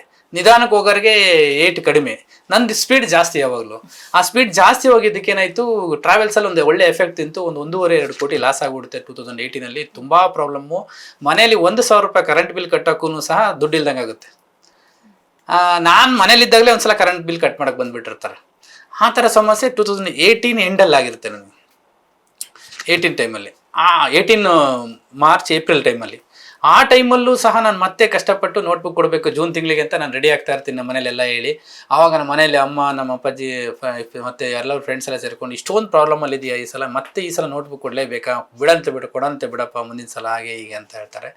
2016ನಲ್ಲಿ ಆದ್ರೂ 18ನಲ್ಲಿ ಆದ್ರೂ ಮತ್ತೆ ಒಂದು 7 ಲಕ್ಷ ರೂಪಾಯಿ 8 ಲಕ್ಷ ರೂಪಾಯಿ ನೋಟ್ಬುಕ್ ಕೊಡೋಕೆ ನಾನು ರೆಡಿ ಮಾಡ್ಕೊತೀನಿ, ಸಾಲಾಗಿಲ್ಲ ಮಾಡಿ ರೆಡಿ ಮಾಡಿರ್ತೀನಿ. ಯಾಕಂದರೆ ನನ್ನ ಮಾತಿಗೆ ನಾನು ನಡ್ಕೊಂಡಿಲ್ಲ ಅಂದರೆ ನನಗೊಂದು ಇದಿರಲ್ಲ, ವ್ಯಕ್ತಿತ್ವ ಇರಲ್ಲ ಅಂತೇಳಿ ಕೊಡೋಕ್ಕೆ ಸ್ಟಾರ್ಟ್ ಮಾಡ್ತೀನಿ.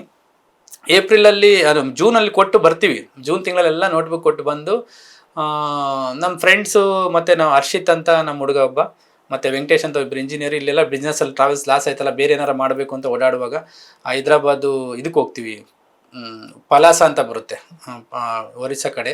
ಆಮೇಲೆ ಗೋದಾವರಿದೊಂದು ಆಂಧ್ರದಲ್ಲಿ ಒಂದು ಪ್ರಾಜೆಕ್ಟ್ ನಡೀತಿರ್ತೈತೆ, ಅಮರಾವತಿ ನದಿದು, ಅದ್ರದ್ದೊಂದು ಪೋಲವರಂ ಪ್ರಾಜೆಕ್ಟ್ ಅಂತ. ಅಲ್ಲಿಗೆ ಕೆಲಸ ನೋಡ್ಕೊಂಬರೋಣ, ಟಿಪ್ಪರು ಲಾರಿನ ಬಾಡಿಗೆ ಬಿಡೋಕ್ಕೆ ವ್ಯವಸ್ಥೆ ಮಾಡ್ಕೊಳ್ಳೋಣ ಅಂತೇಳಿ ಹಿಂಗೆ ಹೋಗಿ ಬಂದು ಹೈದ್ರಾಬಾದಲ್ಲಿ ಆಲ್ಟ್ ಆಗಿ ಜುಲೈ 3 ನಾವು ಬರ್ತಿರ್ಬೇಕಾದ್ರೆ ನನ್ನ ಕಾರು ನಮ್ಮ ಹುಡುಗ ಓಡಿಸಿರ್ತಾನೆ, ನನ್ನ ಪಕ್ಕದಲ್ಲಿ ಇರ್ತೀನಿ, 4-5 ಪಲ್ಟಿ ಆಗಿ ಬಿದ್ದೋಗಿರುತ್ತೆ. ನನ್ನ ಕಾರಿಗೆ ಅಡ್ಡ ಆಗಿ ಬಂದಿದ್ದಂಥ MS ಸ್ಪಾಟ್ ಡೆತ್ ಆಗೋಗುತ್ತೆ. ನಾವು ಎಲ್ಲೋ ಹೋಗಿ ಬಿದ್ದಿರ್ತೀವಿ. ಆವಾಗ ನನಗೇನೂ ಆಗಿರಲ್ಲ, ಬರೀ ತಲೆ ಮೇಲೆ ಒಂದೇ ಒಂದು ಹನಿ ಬ್ಲಡ್ ಬಂದಿರುತ್ತೆ. ಹಿಂದ್ಗಡೆ ಕೂತಂಥ ವ್ಯಕ್ತಿಗೆ ಬೆನ್ನು ಮೂಳೆ ಕ್ರ್ಯಾಕ್ ಆಗೋಗಿರುತ್ತೆ. ಆವಾಗ ನಮ್ಮ ಮನೆಗೆ ಎಲ್ಲ ಹೇಳ್ತೀನಿ ನಾನು. ಅವಾಗ ನೋಡಿ ಆ ಮಕ್ಕಳುಗಳಿಗೆ ಅವತ್ತು ನಾನು ಆಕ್ಸಿಡೆಂಟ್ ಆಗಿ ಬಿದ್ದಾಗ ಅವತ್ತೇ 2-3 ಆಕ್ಸಿಡೆಂಟಲ್ಲಿ 2-3 ಆಕ್ಸಿಡೆಂಟಲ್ಲಿ ಆಗಿದ್ದವರು, ಅಲ್ಲಿ ಆಕ್ಸಿಡೆಂಟ್ ಆದವ್ರು ಯಾರೂ ಬದುಕಿಲ್ಲ, ನಾವೇ ಬದುಕಿರೋದು. ಅವಾಗ ನಾನು ಅನ್ಕೊತೀನಿ ಸ್ಕೂಲ್ ಮಕ್ಕಳ ಆಶೀರ್ವಾದ ಇನ್ನೂ ನೆಕ್ಸ್ಟು ಕಂಟಿನ್ಯೂ ನನ್ನ ಕಡೆಯಿಂದ ನೋಟ್ಬುಕ್ ಇಸ್ಕೋಬೇಕು ಅಂತೇಳಿ ಅವ್ರು ಹೇಳ್ಕೊಂಡಿದ್ರು ಅನ್ಸುತ್ತೆ. ಅದಕ್ಕೆ ನಾನು ಬದುಕಿದ್ದೀನಿ, ಇಲ್ಲಾಂದ್ರೆ ನನ್ನ ಲೈಫ್ ಇವಾಗ ಎಂಡ್ ಆಗಿರುತ್ತು ಅಂತ ಅನ್ಕೊತೀನಿ. ಆ ಥರ ಯೋಚನೆ ಮಾಡ್ಕೊಂಡು ಬಂದಿರ್ತೀನಿ ಮೇಡಮ್ ಲೈಫಲ್ಲಿ ನಾನು. ಒಳ್ಳೇದ್ ಮಾಡಿದ್ರೆ ಯಾವಾಗ್ಲೂ ಒಳ್ಳೇದೇ ಆಗತ್ತೆ ಅಂತಾರಲ್ಲ ಸರ್. ಇನ್ನೊಂದೇನಂದ್ರೆ ಒಳ್ಳೇದನ್ನ ಮಾಡಿಸ್ಕೊಳ್ಳೋಂಥ ವ್ಯಕ್ತಿಗಳು ಆಶೀರ್ವಾದ ನಮ್ಮ ಮೇಲೆ ಇರುತ್ತೆ.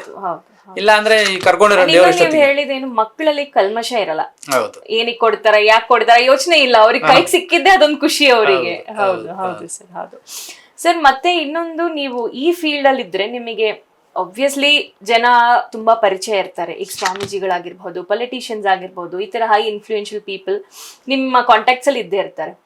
ನೀವು ಒಬ್ಬರಿಗೆ ಸ್ಟಿಕ್ ಆನ್ ಆಗದೆ ಎಲ್ಲಾರನ್ನೂ ಒಂದೇ ತರ ನೋಡಿ, ಒಂದೇ ರೀತಿಯಲ್ಲಿ ಎಲ್ಲರ ಜೊತೆನೂ ನೀವು ನಿಮ್ ಜರ್ನಿನ ಟ್ರಾವೆಲ್ ಮಾಡ್ತೀರಾ. ಈ ಥಾಟ್ ನಿಮ್ಗೆ ಹೆಂಗ್ ಬರುತ್ತೆ ಸರ್? ಯೂಶುವಲ್ ಆಗಿ ಯಾರಾದ್ರೂ ಒಬ್ಬರನ್ನೇ ಅವ್ರಿದ್ದು ಅಂತ ಇಟ್ಕೊಂತಾರೆ. ಈಗ ನೋಡಿ ಮೇಡಮ್, ಈಗ ಫಾರ್ ಎಕ್ಸಾಂಪಲ್ ಹೇಳ್ತೀನಿ, ಎಲ್ಲ ಜನ ಒಂಥರ ಭ್ರಮೆಯಲ್ಲಿ ಬದುಕ್ತವ್ರೆ. ನನ್ನ ಹೆಂಡತಿ, ನನ್ನ ಮಕ್ಕಳು, ನನ್ನ ಅಣ್ಣ, ನನ್ನ ತಮ್ಮ, ನಮ್ಮಮ್ಮ, ನಮ್ಮ ಅಪ್ಪಾಜಿ, ಇಷ್ಟು ಸ್ವಾರ್ಥ ಇರುತ್ತೆ. ಫಸ್ಟ್ ಲೇಯರ್ ಫಸ್ಟ್ ಹೆಂಡತಿ ಮಗ, ಆಮೇಲೆ ಅಪ್ಪ ಅಮ್ಮ, ಆಮೇಲೆ ಅಣ್ಣ ತಮ್ಮಂದ್ರು, ಈ ತರ ನೋಡೋಂಥ ಜನ. ಬಟ್ ನಾನೇನು ಹೇಳ್ತೀನಿ, ಅವರು ಒಂದು 20% ನಮಗೆ ಮನೇಲಿ ಯೂಸ್ ಆಗ್ತಾರೆ. ಇನ್ನು 80% ನಾವು ಹೊರಗಡೆ ಸಾರ್ವಜನಿಕವಾಗಿ ಬದುಕ್ತಾ ಇರ್ತೀವಿ. ನನಗೆ ಹೊರಗಡೆ ಎಲ್ಲೋ ಏನಾಯ್ತು, ಬೇರೆ ಯಾವುದೋ ಒಬ್ಬ ವ್ಯಕ್ತಿನೇ ಬಂದು ನನ್ನನ್ನು ಕಾಪಾಡಬೇಕು ಬಿಟ್ಟರೆ ನಮ್ಮ ಮನೇಲಿ ಯಾರು ಬಂದು ಕಾಪಾಡೋಕ್ಕಾಗಲ್ಲ. ಹಾಗಾಗಿ ನಾವು ನಮ್ಮ ಮನೆ ಅಷ್ಟೇ ಸ್ಟಿಕ್ ಆಗದಲ್ಲಿ ಎಲ್ಲ ಜನಗಳ ಹತ್ರ ನಾವು ಒಳ್ಳೆಯರಿದ್ರೆ, ಎಲ್ಲರನ್ನೂ ಜೊತೆಯಲ್ಲಿ ಹಾಕೊಂಡು ಹೋಗೋದ್ರಿಂದ ಎಲ್ಲರ ಸಪೋರ್ಟು ನಮಗಿರುತ್ತೆ. ಬರೀ ನಾವು ನಮ್ಮ ಕಮ್ಯುನಿಟಿ ಅಷ್ಟೇ, ನಮ್ಮವ್ರು ಅಷ್ಟೇ. ಈಗ ನಾವೆಲ್ಲ ಹೋಗ್ತಿರ್ತೀವಿ, ಇವತ್ತು ನನ್ನ ಫ್ರೆಂಡ್ಸ್ ಎಲ್ಲ ಇರೋದು ಹೊರ ಬೇರೆ ಬೇರೆ ಕಮ್ಯುನಿಟಿ. ನಮ್ಮ ಕಮ್ಯುನಿಟಿಯವರೇ ನಮಗೆ ಎಷ್ಟೋ ದ್ರೋಹ ಮಾಡಿರೋದಿದೆ, ನಮ್ಮ ಕಮ್ಯುನಿಟಿಯವರೇ ನಮ್ಮ ಕೈ ಬಿಟ್ಟಿರೋದಿದೆ. ನಾವು ಹಂಗಾಗಿ ನಾವು ಎಲ್ಲರೂ ಚೆನ್ನಾಗಿ, ಯಾಕಂದರೆ ನಮ್ಮನ್ನು ನೋಡಿ ನಮ್ಮವ್ರು ಸಹಿಸ್ಕೊಂಡಿದ್ರಲ್ಲ ಗೊತ್ತಿಲ್ಲ, ಹೊರಗಡೆ ಅಂತೂ ತುಂಬ ಇಷ್ಟಪಟ್ಟಿದ್ದಾರೆ. ಹಾಗಾಗಿ ನಾವು ಎಲ್ಲರ ಜೊತೆಲಿ ಚೆನ್ನಾಗಿ ಹೋಗ್ಬೇಕು. ಎಷ್ಟು ಸಾಧ್ಯ ಆಗುತ್ತೋ, ಅವ್ರು ಎಷ್ಟೇ ದೊಡ್ಡ ವ್ಯಕ್ತಿ ಆಗಿರಲಿ, ದೊಡ್ಡ ಅಧಿಕಾರಿ ಆಗಿರಲಿ, ಎಷ್ಟು ದೊಡ್ಡ ಇದು ಮಠದ ಇದಾಗಿರಲಿ, ಅವರು ನಾನೆಲ್ಲಾದರೂ ಹೋದರೆ ಇವತ್ತಿನವ್ರಿಗೆ ಹೆಮ್ಮೆಯಿಂದ ಹೇಳ್ಕೊತೀನಿ, ಅಲ್ಲಿ ಎಲ್ಲರೂ ಹೋದರೆ ನಾನು ಏನು ಕೊಡುಗೆ ಕೊಡ್ಬೋದು ಇಲ್ಲಿಗೆ ಅಂತಲೇ ಥಿಂಕ್ ಮಾಡ್ಕೊಂಡು ಬರ್ತೀನಿ. ಹೋಗುವಾಗಲೂ ಹಂಗೆ ಥಿಂಕ್ ಮಾಡಿರ್ತೀನಿ, ಅವರಿಂದ ನನಗೇನು ಸಿಗುತ್ತೆ, ನಾನು ಇವ್ರನ್ನ ಪರಿಚಯ ಮಾಡ್ಕೊಂಡ್ರೆ ಏನು ಸಿಗುತ್ತೆ ಹಂಗಂತ. ನನ್ನ ಲೈಫಲ್ಲಿ ಇದುವರೆಗೂ ಯಾರ ವಿಚಾರದಲ್ಲೂ 1% ನಾನು ಎಕ್ಸ್ಪೆಕ್ಟ್ ಮಾಡಿಲ್ಲ. ಆ ಥರ ವ್ಯಕ್ತಿ, ಆ ಥರ ಯೋಚನೆ ಮಾಡೋದ್ರಿಂದ ನಾವೇನಾಗುತ್ತೆ, ಹೊರಗಡೆ ನಾವು ನೆಮ್ಮದಿಯಾಗಿರ್ಬೋದು. ಅಂಡ್ ಇನ್ನೊಂದು ಸರ್, ಈ ತರ ಸೋಷಿಯಲ್ ಸರ್ವಿಸ್ ಅಲ್ಲಿ ಇದ್ದಾಗ ಎನಿಮೀಸ್ ಅದು ಕಾಮನ್ ಸರ್. ಒಬ್ರು ಬೆಳೀತಿದ್ದಾರೆ ಅಂದ್ರೆ ಅವ್ರನ್ನ ಎಳಿಬೇಕು ಅಂತ ನೋಡೋರು ಎಷ್ಟೋ ಜನ.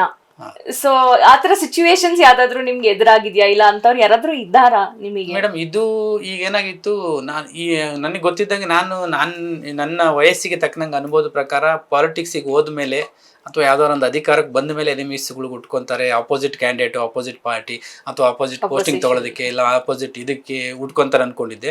ಈ ಕೆಲ್ಸಕ್ಕೂ ಉಟ್ಕೊಳ್ಳಲ್ಲ, ಯಾವುದೇ ಕಾರಣಕ್ಕೂ ನಾನು ಎಲ್ಲರ ಹತ್ರ ಚೆನ್ನಾಗಿರೋಣ ಅಂತ ಅನ್ಕೊಂಡು ಹೋದೆ. ಬಟ್ ಈ ಕೆಲ್ಸಕ್ಕೂ ಉರ್ಕೊಂಡು ಇದನ್ನ ಮಾಡ್ಕೊಂಡು ಇತ್ತೀಚೆಗೆ ಅದು ನಮ್ಮವರು ಅದು ಯಾರು ಅಂದ್ರೆ ಮೇಡಮ್, ಜೊತೆಯಲ್ಲಿ ಉಂಡವರು, ನಮ್ಮಿಂದ ಅನುಕೂಲ ತಗೊಂಡ್ರೆ ಈ ತರ ಯೋಚನೆಗಳು ಮಾಡ್ತಾರೆ. ಬಿಟ್ರೆ ಯಾರೋ ಒಂದು ಮೂರನೇ ವ್ಯಕ್ತಿ, ಫಸ್ಟ್ ಆಫ್ ಆಲ್ ನಮಗೆ ಹೆಲ್ಪ್ ಮಾಡೋಕ್ಕೆ ಮೈಂಡ್ ಇದ್ದಂಥ ವ್ಯಕ್ತಿಗಳು ಯಾವತ್ತೂ ಈ ಥರ ಬಯಸಲ್ಲ. ಯಾಕಂದರೆ ಆ ಮೈಂಡ್ ಸೆಟ್ ಇದ್ದರೆ ಯಾರು ನಮ್ಗೆ ಹೆಲ್ಪೇ ಮಾಡಲ್ಲ.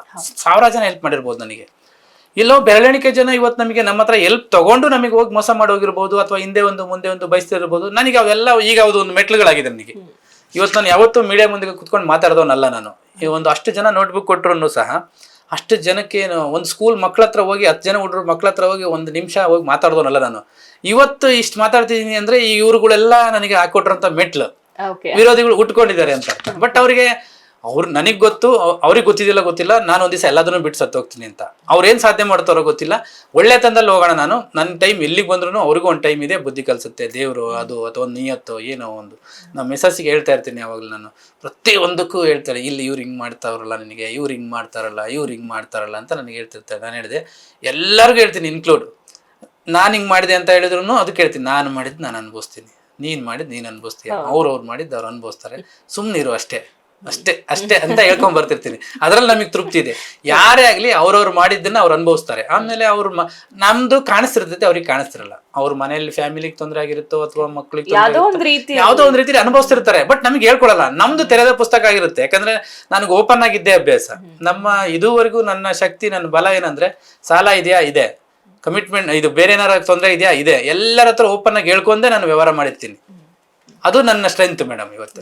ಸರ್, ಈಗ ಒಂದು ಮೈಂಡ್ ಸೆಟ್ ಇರುತ್ತೆ ಜನಕ್ಕೆ, ದುಡಿಬೇಕು, ದುಡ್ಡು ಮಾಡ್ಬೇಕು, ಆಸ್ತಿ ಮಾಡ್ಬೇಕು, ಮನೆ ಮಾಡ್ಬೇಕು ಅಂತ. ಅದು ಎಷ್ಟು ಮಟ್ಟಿಗೆ ಕರೆಕ್ಟ್ ಅಂತೀರಾ ಸರ್? ಮೇಡಮ್, ದುಡಿಬೇಕು ನಿಜ, ಬಟ್ ದುಡ್ಡಿರೋರ್ ಮನೇಲಿ ಹುಟ್ಟಿದ್ರು ತಪ್ಪು ನನ್ನ ಪ್ರಕಾರ. ಯಾಕಂದ್ರೆ ದುಡ್ಡಿರೋರ್ ಮನೇಲಿ ಹುಟ್ಟಿರೋರು ಯಾರು ಇವತ್ತಿನವರೆಗೂ ನಿಯತ್ತಾಗೂ ದುಡಿತಿಲ್ಲ. ಪಾಪ ಅಪ್ಪ ಅಮ್ಮ ಮಾಡಿದ್ದು ಉಳಿಸ್ಕೊಂತಾನಿಲ್ಲ. 90%, 10% ಇರ್ಬೋದು. ನಾವು ನಮ್ಮ ಅಮ್ಮನ ಅಪ್ಪಾಜಿ ಕಷ್ಟದಲ್ಲಿ ಬೆಳೆಸಿದ್ದಕ್ಕೆ ನಾನು ಹಿಂಗಿದ್ದೀನಿ, ಇಲ್ಲ ನಾನು ಸಾಹುಕಾರರ ಮನೇಲಿ ಹುಟ್ಟಿದ್ದು ನಾನು ಹಿಂಗೆ ಇರ್ತಿದ್ನೋ ಇಲ್ಲ ಗೊತ್ತಿಲ್ಲ. ಬಟ್ ಯಾವ ಥರ ದುಡಿಬೇಕು ಅಂದರೆ ಮೇಡಮ್, ನಿಯತ್ತಾಗಿರಬೇಕು, ದುಡಿಬೇಕು, ಓಪನ್ ಆಗಿ ಹೇಳಿ ದುಡಿಬೇಕು. ಆಮೇಲೆ ಒಳ್ಳೇದು. ಯಾಕಂದರೆ ನೋಡಿ, ಇವತ್ತು ದುಡ್ಡಿನಿಂದೆ ಆಸ್ತಿಯಿಂದ ಜನ ಹೋಗ್ತಾವ್ರು ನಿಜ, ನಾನು ಹೋಗಿದ್ದೀನಿ ಇಲ್ಲ ಅಂತಲ್ಲ. ನಾನು ನನ್ನ ಮಗನಿಗೆ ಅಥವಾ ನನ್ನ ಮನೇಲಿ ಏನಾರು ಆಸ್ತಿ ಮಾಡಿ ಇಡ್ತೀನಿ ಅಂದರೆ ಅದು ನಿಯತ್ತಾಗಿ ದುಡ್ದಿರ್ಬೇಕು. ಈಗ ನಾವು ಬೇರೆ ವಿಚಾರದಲ್ಲೆಲ್ಲ ನಿಯತ್ತಾಗಿ ನೋಡ್ತೀವಿ, ನಿಯತ್ತು ಅಂತೀವಿ ಅಂದಾಗ, ಇವತ್ತು ನಾನು ಯಾವುದೋ ಒಂದು ಭ್ರಷ್ಟಾಚಾರದ ದುಡ್ಡಲ್ಲೋ ಅಥವಾ ಇನ್ನೊಬ್ರಿಗೆ ಯಾರಿಗೂ ಲೂಟಿ ಹೊಡೆದು ಮೋಸ ಮಾಡಿದ ದುಡ್ಡಲ್ಲಿ ತೊಗೊಂಡೋಗಿ ಹೆಂಡತಿ ಮಕ್ಕಳಿಗೆ ಸೀರೆ ಕೊಡಿಸೋದು, ಹಣ್ಣು ಕೊಡಿಸೋದು, ಮಕ್ಳಿಗೆ ಬುದ್ಧಿ, ಅದೆಲ್ಲ ಏನಾಗುತ್ತೆ, ಇನ್ನೊಬ್ರು ಯಾರ್ದೋ ಶಾಪನೇ ತಂದು ತಟ್ಟಾಕಿರ್ತೀವಿ ನಾವು ಅಲ್ಲಿ. ಯಾರಾದ್ರೂ ನಾವು ಇವತ್ತು ₹1 ಖರ್ಚು ಮಾಡ್ತೀವಿ ಅಂದ್ರೆ ನನ್ನ ಶ್ರಮ ಇವತ್ತು ಎಷ್ಟೋ ಜನ ಹತ್ರ ದುಡ್ಡಿಲ್ಲ ಅಂದ್ರೆ ನಾನು ಖರ್ಚು ಮಾಡಿದ್ರು ಒಂದು ₹5,000 ಜೋಬಲ್ಲಿ ಇಟ್ಕೊಂಡಿರ್ತೀನಿ, ಸಾಲ ಮಾಡಿದ್ರು ಎಷ್ಟೋ ಟೈಮ್. ಯಾಕಂದ್ರೆ ಇವತ್ತು ಫ್ರೀಯಾಗಿ ಸಿಗುತ್ತೆ ಅಂದ್ರೆ ಜನ ₹10 ಟೀ ಕುಡಿಯೋ ಜಾಗದಲ್ಲಿ ಹೋಗಿ ₹1,000 ಟೀ ಕುಡ್ಕೊಂಡ್ಬರ್ತಾರೆ. ಅದೇ ಒಂದು ದುಡ್ಡು ಕೊಡೋದಾದ್ರೆ ₹10 ಕೊಡಕ್ಕೆ ಇಷ್ಟಪಡಲ್ಲ, ಮನೆಗೆ ಹೋಗಿ ನಡಿ ಅಂತಿರ್ತಾನೆ, ಮನೆಗೆ ಹೋಗಿ ಕುಡಿಯೋಣ ಅಂತಿರ್ತಾರೆ. ಈ ತರ ಪ್ರಪಂಚ ಇದೆ. ದುಡಿಬೇಕು, ದುಡ್ಡಿನಿಂದ ಹೋಗ್ಲೂಬೇಕು. ಎಷ್ಟು ದುಡಿತೀವೋ, ಎಷ್ಟು ಮನುಷ್ಯನಿಗೆ ಎಷ್ಟು ಬೇಕೋ ಅಷ್ಟು ಇಟ್ಕೊಂಡು 4 ಜನಕ್ಕೆ ಸೋಷಿಯಲ್ ಸರ್ವಿಸು ಮಾಡ್ಕೊಂಡು ಹೋಗೋದು ಅಷ್ಟೇ ಇಂಪಾರ್ಟೆಂಟ್. ನಾವು ಸೋಷಿಯಲ್ ಸರ್ವಿಸ್ ಮಾಡೋದು ಅಷ್ಟೇ, ನಿಯತ್ತಾಗಿ ದುಡ್ದಿರೋ ದುಡ್ಡಲ್ಲಿ. ಅದಕ್ಕೆ ನಾನು ಅಲ್ಲೊಂದು ಹೊರಡು ಹಾಕಿದ್ದೀನಿ, ಎಷ್ಟು ಕಾಲ ಬದುಕುತ್ತೇವೆ ಅನ್ನೋದು ಲೆಕ್ಕ ಅಲ್ಲ, ಹೇಗೆ ಬದುಕುತ್ತೇವೆ ಅನ್ನೋದು ಮುಖ್ಯ. ದಾನ ಧರ್ಮ ಮಾಡುವುದು ಮುಖ್ಯ ಅಲ್ಲ, ಅದನ್ನು ಸಂಪಾದಿಸುತ್ತಿರುವ ರೀತಿ ಮುಖ್ಯ ಅಂತ. ಇವತ್ತು ದಾನ ಧರ್ಮ ಮಾಡೋರು ಬಹಳ ಜನ ಆಗಿಬಿಟ್ಟಿದ್ದಾರೆ, ಇಲ್ಲ ಅಂತ ನಾನು ಹೇಳಲ್ಲ. ಒಳ್ಳೆ ಕೆಲಸ ಮಾಡ್ಲಿ, ಅಟ್ಲೀಸ್ಟ್ ಎಲ್ಲೋ ತಗೊಂಬಂದು ಮನೆಗೆ ಬಚ್ಚಿಡ ಬದಲು 4 ಜನಕ್ಕೆ ಹೆಲ್ಪ್ ಆದ್ರೂ ಮಾಡ್ತಾರೆ. ಬಟ್ ಮಾಡೋದನ್ನ ಒಳ್ಳೆ ದುಡ್ಡಲ್ಲಿ ಮಾಡಿದ್ರೆ ಒಳ್ಳೇದು ಅಂತ ನನ್ನ ಅನಿಸಿಕೆ ಮೇಡಮ್ ಅಷ್ಟೇ. ಅಂಡ್ ಇನ್ನೊಂದು, ಹೋಗೋವಾಗ ಯಾರೇನು ಎತ್ಕೊಂಡು ಹೋಗೋದಿಲ್ಲ ಸರ್. ಇಲ್ಲಿದ್ದಷ್ಟು ನೀವು ಹೇಳ್ದಂಗೆ ಆ ಒಳ್ಳೆ ಹೆಸರು ಅನ್ನೋದು ಇಲ್ಲಿ ಬಿಟ್ಟು ಹೋಗ್ಬೇಕು ಅಷ್ಟೇನೆ ಸರ್. ಇನ್ನೊಂದು, ಈಗ ಯಾರೇ ಆಗ್ಲಿ NGO ಆಗಿರ್ಬೋದು, ಫೌಂಡೇಶನ್ ನಡೆಸ್ತಿದ್ದಾರೆ ಅಂದ್ರೆ ಮಾತಾಡ್ಕೊಳ್ಳೋ ಜನ ಒಂದು 10 ಜನ ಇರ್ತಾರೆ. ಕೆಲವರು 1-2 ಅಪ್ರಿಶಿಯೇಟ್ ಮಾಡಿದ್ರೆ ಇನ್ನು 8 ಜನ ಇವ್ರಿಗೆ ದುಡ್ಡು ಎಲ್ಲಿಂದ ಬಂತು, ಇವ್ರೇನ್ ಬ್ಲ್ಯಾಕ್ ಮನಿ ಇದೆಯಾ, ಇವ್ರ ಪಾಲಿಟಿಕ್ಸ್ ಅಲ್ಲಿ ಇದಾರಾ, ಇವ್ರ ಬ್ಯಾಕ್ ಗ್ರೌಂಡ್ ಅಲ್ಲಿ ಯಾರೋ ಸಪೋರ್ಟ್ ಮಾಡ್ತಿದ್ದಾರೆ, ಇವ್ರು ಯಾರಿಗೋ ಬಿನಾಮಿ, ಈ ತರ ಮಾತುಗಳೆಲ್ಲ ಜಾಸ್ತಿ ಬರುತ್ತೆ ಇವಾಗ ನಮ್ಮ ಸೊಸೈಟಿಯಲ್ಲಿ. ಈ ತರ ಸಿಚುವೇಶನ್ ಏನಾದ್ರು ಫೇಸ್ ಮಾಡಿದೀರಾ ಸರ್? ಸುಮಾರು ಮಾಡಿದ್ದೀನಿ. ಮೊದಲನೇದಾಗಿ ಇತ್ತೀಚೆಗಂತೂ ಬಾಳೆ ಮಾತಾಡ್ತಾರೆ, ಯಾಕಂದ್ರೆ ಅವಾಗಿನ್ನು ಸೋಷಿಯಲ್ ಮೀಡಿಯಾ ಇರಲಿಲ್ಲ. ಕರೆಕ್ಟ್. ಸೋಷಿಯಲ್ ಮೀಡಿಯಾ ಝೂಮ್ ಆದಾಗಿಂದ, ಯಾಕಂದ್ರೆ ನಾವು ಫೋಟೋ ತೆಗೆಸ್ಕೊಂತೀವಿ, ಹಾಕ್ತೀವಿ, ನಮ್ಮ ಸ್ವಾಮೀಜಿಯರು ಬರ್ಬೋದು, ನಮ್ಮ ಸರ್ಗಳು ಬರ್ಬೋದು, MLA ಸಾಹೇಬರು ಬರ್ಬೋದು, ಈ ಥರ ಸುಮಾರು ಜನ ಇತ್ತೀಚೆಗೆ ನನ್ನ ಒಳ್ಳೆತನ ನೋಡಿ ಬರ್ತಿದ್ದಾರೆ. ನನ್ನಲ್ಲಿ ಒಳ್ಳೆತನ ಇಲ್ಲ ಅಂದ್ರೆ ಅವ್ರು ಬರ್ತಿರಲಿಲ್ಲ, ಯಾಕಂದ್ರೆ ಅವ್ರ ನಡುವೆ ಸಂಬಂಧ ಅಥವಾ ನಾನು ಅವ್ರ ಹತ್ರ ನಡ್ಕೊಂಡಿರೋದು ಹೊರಗಡೆ ಗೊತ್ತಿರಲ್ಲ. ಎಲ್ಲರಿಗೂ ನಾನು ಕ್ಲಾರಿಫಿಕೇಶನ್ ಕೊಡೋ ಅವಶ್ಯಕತೆ ಇಲ್ಲ. ಬಟ್ ನಾನು ಇವತ್ತಿನವರೆಗೂ ಒಂದೇ ಒಂದು ಪೈಸೆನು ಈ ಫೌಂಡೇಶನ್ ಹೆಸರು ಹೇಳಿ, ನಾನು ಹೆಮ್ಮೆಯಿಂದ ಹೇಳ್ಕೊತೀನಿ, ನಮ್ಮ ಫೌಂಡೇಶನ್ ಹೆಸರು ಹೇಳ್ಕೊಂಡು 1 ಪೈಸೆನೂ ಯಾರ ಹತ್ರ ಡೊನೇಷನ್ ತಗೊಂಡಿಲ್ಲ. ಇದ್ರ ಹೆಸರು ಹೇಳಿ ನಾನು ಏನು ಕೆಲಸನೂ ತಗೊಂಡಿಲ್ಲ. ಯಾರ ಹತ್ರನೂ ಇಂಥ ಕೆಲಸ ಕೊಡಿ, ನನ್ನ ಹತ್ರ ಇಂಥ ಕೆಲಸ ಮಾಡಿಕೊಡಿ ಅಂತ ಯಾರ ಮನೆ ಬಾಗಿಲಿಗೆ ಇವತ್ತು ಹೋಗಿ ನಿಂತ್ಕೊಂಡಿಲ್ಲ. ಔಟ್ಸೈಡಲ್ಲಿ ನನಗೆ ಸಪೋರ್ಟ್ ಅಂತ ಎಲ್ಲರೂ ಇದ್ದಾರೆ, ಇವತ್ತು ನಿಂತ್ಕೊಂಡಿದ್ದಾರೆ. ನಾನು ಇವತ್ತಿನವರೆಗೆ ಯಾರ ಹತ್ರನೂ ಹೋಗಿಲ್ಲ, ಯಾರು ಬೇನಾಮೀನು ನನಗಿಲ್ಲ. ಇವತ್ತಿಗೂ ನನ್ನ ಸಾಲ ಇದೆ, ಇವತ್ತಿಗೂ ನನ್ನ ಕಮಿಟ್ಮೆಂಟ್ ಇದೆ, ಇವತ್ತಿಗೂ ಬಡ್ಡಿ ಕಟ್ತಾ ಇದ್ದೀನಿ, ಫ್ಯಾಕ್ಟ್ರಿನೂ ಕಟ್ಕೊಂಡಿದ್ದೀನಿ, ಒಂದು ಸ್ವಲ್ಪ ಅವೆಲ್ಲ ರೆಂಟ್ ಬರಬೇಕು, ಒಂದು ಸ್ವಲ್ಪ ತೊಂದರೆಯಲ್ಲಿ ಇದ್ದೀನಿ ಇವಾಗ. ಆದ್ರೂ ನಾನು ಯಾವತ್ತೂ ಕೆಲಸಗಳನ್ನ ಬಿಟ್ಟಿಲ್ಲ, ಯಾರಿಂದನೂ ಯಾರ ಮೇಲೂ 5 ಪೈಸೆಗೂ ಡಿಪೆಂಡ್ ಆಗೋನಲ್ಲ. ಫ್ರೆಂಡ್ಸ್ ಕೊಟ್ಟಿದ್ದಾರೆ, ಕೆಲವೊಂದು ಟೈಮ್ ಕೈ ಹಿಡಿದಾರೆ, ಸುಮಾರು ಜನ ಇದ್ದಾರೆ. ನನಗೆ ₹100 ಕೊಟ್ಟರು ಫ್ರೆಂಡ್, 1-2 ಕೋಟಿ ಕೊಟ್ಟರೋರು ಇದ್ದಾರೆ, ಆಮೇಲೆ ದುಡ್ಡು ಕೊಟ್ಟು ಆಡ್ಕೊಂಡು ಹೋಗಿರೋರು ಇದ್ದಾರೆ. ಎಲ್ಲಾ ತರದ ಜನಗಳನ್ನ ನೋಡಿದ್ವಿ ಮೇಡಮ್. ಹಂಗಾಗಿ ನಾನು ಯಾರ್ದೋ ಲೈಫ್ ನೋಡೋದಕ್ಕಿಂತ ನನ್ನ ಲೈಫಲ್ಲಿ ನಾನು ಕಲ್ತಿರೋದೇ ಭಾಳ ಇದೆ. ಹಂಗಾಗಿ ಎಲ್ಲರಿಗೂ ಒಬ್ಬೊಬ್ಬರಿಗೆ ಒಂದೊಂದು ಝೋನ್ ಇಟ್ಟಿದ್ದೀನಿ. ಇನ್ ಫ್ಯೂಚರ್ ನಾನು ಇನ್ನೂ ಸೆಟ್ಲ್ ಅಂತ ಆಗಿಲ್ಲ. ಬಟ್ ಮನುಷ್ಯ ಯಾವತ್ತೂ ಸೆಟ್ಲ್ ಆಗಲ್ಲ. ಕೆಲವೊಬ್ಬರಿಗೆ ಎಷ್ಟೋ ಜನಕ್ಕೆ ಆಸೆ ಇದೆ, ನಾನು ಸೋಷಿಯಲ್ ವರ್ಕ್ ಮಾಡೋಣ, ಸನ್ನಿ ಥರ, ನಾನು ಇವನ್ ಥರ ಮಾಡೋಣ. ಯಾವಾಗ ಅಂದ್ರೆ ನಾನೊಂದು ಸ್ವಲ್ಪ ಸೆಟ್ಲ್ ಆದ್ಮೇಲೆ. ಇವ್ರು ಯಾವಾಗ ಅಂದ್ರೆ ಸೆಟ್ಲ್ ಆಗಲ್ಲ ಮನುಷ್ಯ. ಈಗ ಫಾರ್ ಎಕ್ಸಾಂಪಲ್ ನಾನು ಸೆಟ್ಲ್ ಆದ್ಮೇಲೆ ಹೆಲ್ಪ್ ಮಾಡೋಣಪ್ಪ ಜನಗಳಿಗೆ ಅನ್ಕೊಂಡಿದ್ರೆ ಮನುಷ್ಯ ಸಾಯೋವರೆಗೂ ಸೆಟ್ಲ್ ಆಗಲ್ಲ. ಏನೋ ಒಂದು ಕಮಿಟ್ಮೆಂಟ್ ಬಂದೇ ಬರ್ತಿರುತ್ತೆ ಅದು. ಅದಕ್ಕೋಸ್ಕರ ನಾವು ಯಾರ ಮೇಲೂ ಡಿಪೆಂಡ್ ಆಗದಂಗೆ ನಮ್ಮ ಕೈಲಿ ಎಷ್ಟೇ ಕಮಿಟ್ಮೆಂಟ್ ಇದ್ರೂ ನಾವು ಮಾಡ್ಕೊಂಡು ಹೋಗೋದಿದೆಯಲ್ಲ ಮೇಡಮ್, ಅದು ಸೋಷಿಯಲ್ ವರ್ಕ್. ನನ್ನ ಪ್ರಕಾರ, ನಾನು ತಿಳ್ಕೊಂಡಿರೋ ಪ್ರಕಾರ ಮಾಡಿದ್ರೆ ನಿಷ್ಪಕ್ಷಪಾತವಾಗಿ, ಕ್ಯಾಸ್ಟ್ ನೋಡ್ದಂಗೆ, ಕಮ್ಯುನಿಟಿ ನೋಡ್ದಂಗೆ, ಏನು ಎಕ್ಸ್ಪೆಕ್ಟೇಷನ್ ಮಾಡ್ದಂಗೆ, ನಾನು ಟ್ರಸ್ಟ್ ಹೆಸರನ್ನು ಸಹ ಇಟ್ಟಿದ್ದು 4 ಜನ ಯಾರೋ ಇನ್ಸ್ಪೈರ್ ಆಗಿ ಕೊಡ್ಲಿ ಅಂತ. ಇಲ್ಲಾಂದ್ರೆ ಹೆಸರು ಇಡ್ತಿರಲ್ಲ, ಹಂಗೆ ಕೊಡ್ತಾ ಇದ್ದೆ. ಯಾಕಂದ್ರೆ ನಾನು ಕೊಟ್ಟಿದ್ದೀನಿ ಅಂತ ಯಾರಿಗೂ ಗೊತ್ತಾಗಬಾರ್ದು ಅನ್ನೋ ಥರ. ಬಟ್ ಈಗ ಏನಾಗುತ್ತೆ, ಒಂದು ಸ್ವಲ್ಪ 4 ಜನ ಕೊಡ್ಲಿ ಅನ್ನೋ ಉದ್ದೇಶಕ್ಕೆ ನಾನು ಹೆಸರು ಹಾಕಿ ಕೊಡ್ತಾ ಬಿಟ್ರೆ, ಇಲ್ಲಾಂದ್ರೆ ನನ್ನ ಹೆಸರು ಆಗ್ತಿರ್ಲಿಲ್ಲ. ಕೊಟ್ಟಿದ್ದೀನಿ ಅಂತ ಹೇಳ್ಕೊಳ್ಳಬಾರ್ದು, ಆ ಥರ ಪಾಲಿಸಿ. ಫಾರ್ ಎಕ್ಸಾಂಪಲ್, ನೀವು ಪುನೀತ್ ರಾಜ್ಕುಮಾರ್ ಸರ್ ಕೇಳಿದ್ದೀರಿ, ನೀವು ಗೊತ್ತಲ್ಲ ಪುನೀತ್ ರಾಜ್ಕುಮಾರ್ ಸರ್, ಯಾರಿಗೂ ಗೊತ್ತಿಲ್ಲ. ಅವರು ತೀರಿ ಹೋದ್ಮೇಲೆ ಅವ್ರ ಹೆಸರು, ತೀರಿ ಹೋದ್ಮೇಲೆ ಬದುಕಿದ್ದಾರೆ ಅನ್ಬೋದು ಹೆಸರು ವಿಚಾರದಲ್ಲಿ. ಹೌದು, ಖಂಡಿತ. ಈ ಮಾತು, ಅವ್ರು ತೀರಿ ಹೋದ್ಮೇಲೆ ಅವ್ರ ಹೆಸರು ಯಾಕೆ ಬದುಕಿದೆ ಆಮೇಲೆ ಸಾವು ಇಲ್ದಿರೋ ಹೆಸರು ಅವ್ರು. ಯಾಕೆಂದ್ರೆ ಅವ್ರು ಎಷ್ಟು ದಾನ ಧರ್ಮ ಮಾಡಿದ್ರಲ್ಲ, ಅದ್ರ ಹತ್ರಷ್ಟು ಬೇರೆ ಮಾಡ್ತಿರಲ್ಲ, ಇಲ್ಲ ಅಂತ ನಾನು ಹೇಳಲ್ಲ. ಅವ್ರು ಮಾಡಿದನ್ನೆಲ್ಲೂ ಹೇಳ್ಕೊಳ್ಳಿಲ್ಲ. ಅದಕ್ಕೆ ಅವರು ಈ ಸೋಷಿಯಲ್ ವರ್ಕ್ ಎಕ್ಸ್ಪೆಕ್ಟೇಷನ್ ಇಲ್ದಂಗೆ ಮಾಡಿದ್ರು, ಮಾಡಿದ್ನೆಲ್ಲೂ ಹೇಳ್ಕೊಳ್ಳಿಲ್ಲ. ಹಾಗಾಗಿ ಅವ್ರ ಹೆಸರು ಈ ಇದ್ರಲ್ಲಿ ಉಳಿತು. ಆ ತರ ಸೇವೆ ಮಾಡಬೇಕು ಅನ್ನೋದು ನಮಗೆ ಇಷ್ಟ ಮೇಡಮ್. ಸರ್, ನೀವು ಈ ಸೋಷಿಯಲ್ ವರ್ಕ್ ನ ಮಾಡ್ಬೇಕು ಅಂತ ಅಷ್ಟು ಮಾಡ್ತಿಲ್ಲ, ಒಂದು ಕಮಿಟ್ಮೆಂಟ್ ಇಟ್ಕೊಂಡು ನಿಮ್ ಪರ್ಸನಲ್ ಲೈಫ್ ಆಗಿರ್ಬೋದು, ನಿಮ್ ಪ್ರೊಫೆಷನಲ್ ಲೈಫ್ ಅಲ್ಲಿ ನಿಮ್ಗೆ ಎಷ್ಟೇ ಚಾಲೆಂಜಸ್ ಬಂದ್ರೂ ನೀವು ಇದನ್ನ ಮಾಡೋದಷ್ಟು ಬಿಟ್ಟಿಲ್ಲ ಇಷ್ಟು ವರ್ಷದಿಂದ. ಸೊ ಇದಕ್ಕೊಂದು ಬ್ಯಾಕ್ ಗ್ರೌಂಡ್ ಅಲ್ಲಿ ಒಂದು ಸಪೋರ್ಟ್ ಅನ್ನೋದು ಇದ್ದೇ ಇರುತ್ತೆ. ಸೊ ನಿಮ್ ಸಪೋರ್ಟ್ ಸಿಸ್ಟಮ್ ಏನು ಸರ್? ಆ್ಯಕ್ಚುಲಿ ಸಪೋರ್ಟ್ ಸಿಸ್ಟಮ್ ಅಂದರೆ, ನಾನು ಸೋಷಿಯಲ್ ವರ್ಕ್ ಮಾಡೋದಕ್ಕೋಸ್ಕರ ಯಾವುದು ಫೈನಾನ್ಸ್ ಸಪೋರ್ಟ್ ಅಂತ ತೊಗೊಂಡಿಲ್ಲ. ಬಟ್ ನನ್ನ ಮನೇಲಿ ಫಾರ್ ಎಕ್ಸಾಂಪಲ್ ಹೇಳಬೇಕು ಅಂದರೆ, ಫಸ್ಟು ಎಲ್ಲರೂ ಆಗಲೇ ಹೇಳ್ದಂಗೆ ಎಲ್ಲರಿಗೂ ಸೋಷಿಯಲ್ ವರ್ಕ್ ಮಾಡಬೇಕು, ಸಹಾಯ ಮಾಡಬೇಕು ಅಂತ ಇರುತ್ತೆ. ಸೆಟ್ಲ್ ಆದಮೇಲೆ ಅಂತ ಒಂದು ಹೇಳಿದೆ. ಹೌದು. ಅದಕ್ಕಿಂತ ಮುಂಚೆ ಸೋಷಿಯಲ್ ವರ್ಕ್ ಮಾಡಬೇಕು ಅಂದರೆ ಮನೇಲಿ ಹೆಂಡತಿ ಮಕ್ಕಳು, ಅಣ್ಣ ತಮ್ಮ, ಅಪ್ಪ ಅಮ್ಮನ ಸಪೋರ್ಟ್ ತುಂಬ ಇಂಪಾರ್ಟೆಂಟ್ ಆಗುತ್ತೆ. ನಾವೇನಾರು ಹೊರಗೆ ಹೋಗಿ ಕೊಡ್ತೀವಿ ಅಂದ ತಕ್ಷಣ ಅವ್ರಿಗೆ ಕೊಡೋ ಬದಲು ಇಲ್ಲಿ ಮನೇಲಿ ಇದು ಮಾಡ್ಬೋದಿತ್ತಲ್ಲ. ಹೌದು. ಅವ್ರಿಗೆ ಸ್ವಂತ ಮನೆ ಕಟ್ಟೋ ಬದಲು ಮೊದಲೇ ಯಾಕೆ ಇದು ಮಾಡೋಕೆ ಹೋಗಿ ಅಂತ ಕಿರಿಕಿರಿ ಜಾಸ್ತಿ ಇರುತ್ತೆ. ಆ ಕಿರಿಕಿರಿ ನನ್ನ ಮನೇಲಿ ಯಾರು ಕೊಟ್ಟಿಲ್ಲ ಇವತ್ತಿನವರೆಗೂ. ನಾನು ಹೊರಗಡೆ ಒಂದು 10 ಲಕ್ಷದ ನೋಟು ಕೊಟ್ಟು ಬಂದಿನಿ, ಮನೇಲಿ ಇವತ್ತು ಕರೆಂಟ್ ಊಟಕ್ಕೆ ದುಡ್ಡಿಲ್ಲ ಅಂದ್ರೂ ನಮ್ಮ ಮನೇಲಿ ಸುಧಾರಿಸ್ಕೊಂಡಿದ್ದಾರೆ.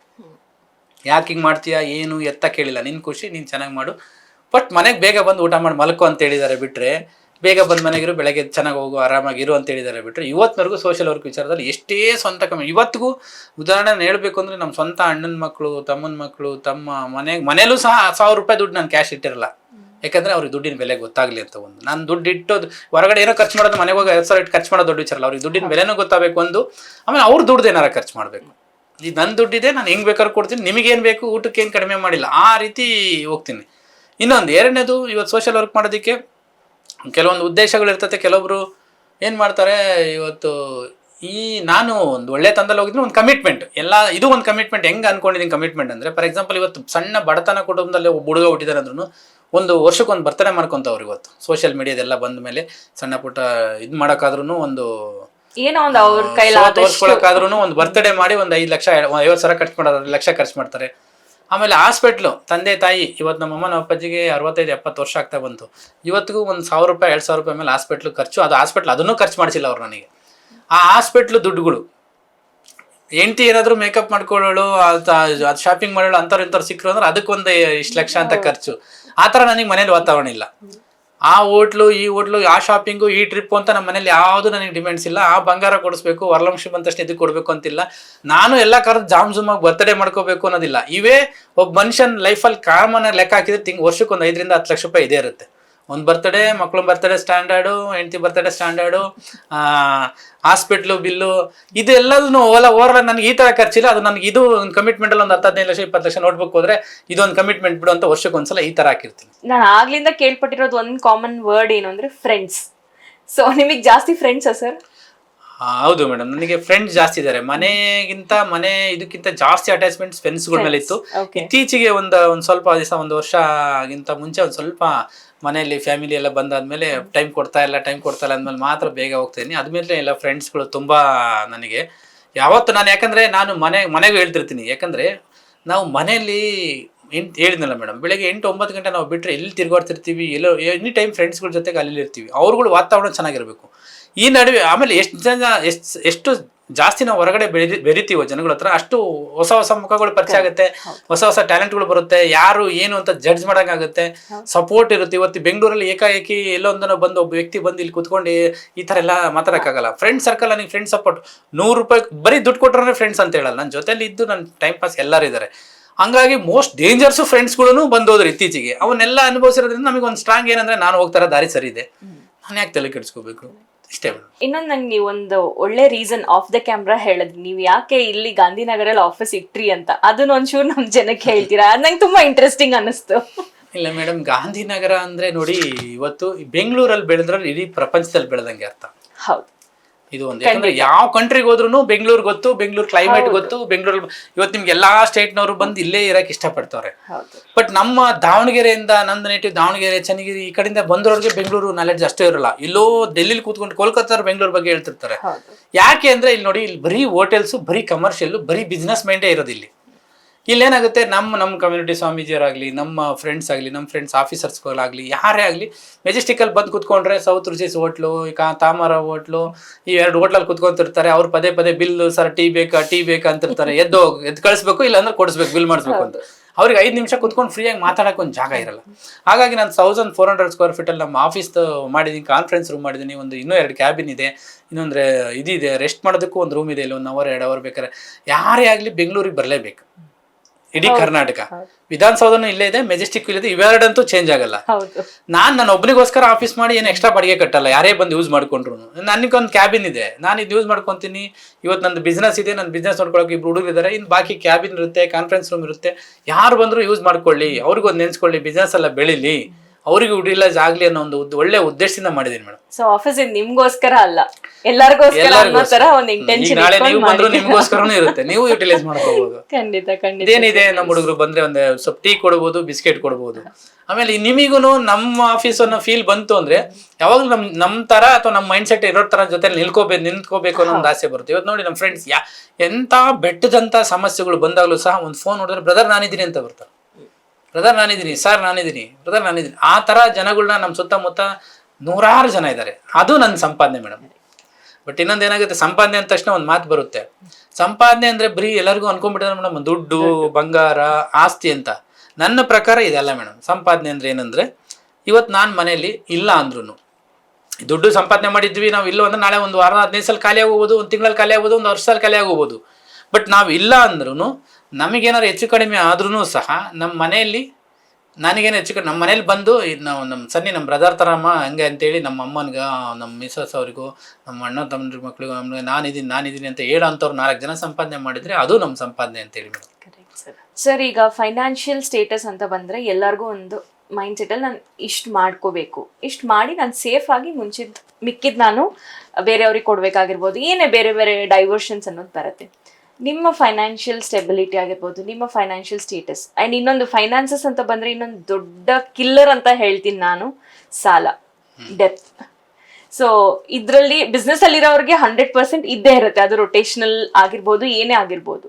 ಸೊ ನಿಮ್ಮ ಬಿಸ್ನೆಸ್ ಏನು, ನಿಮಗೂ ಸಾಲ ಇದೆಯಾ?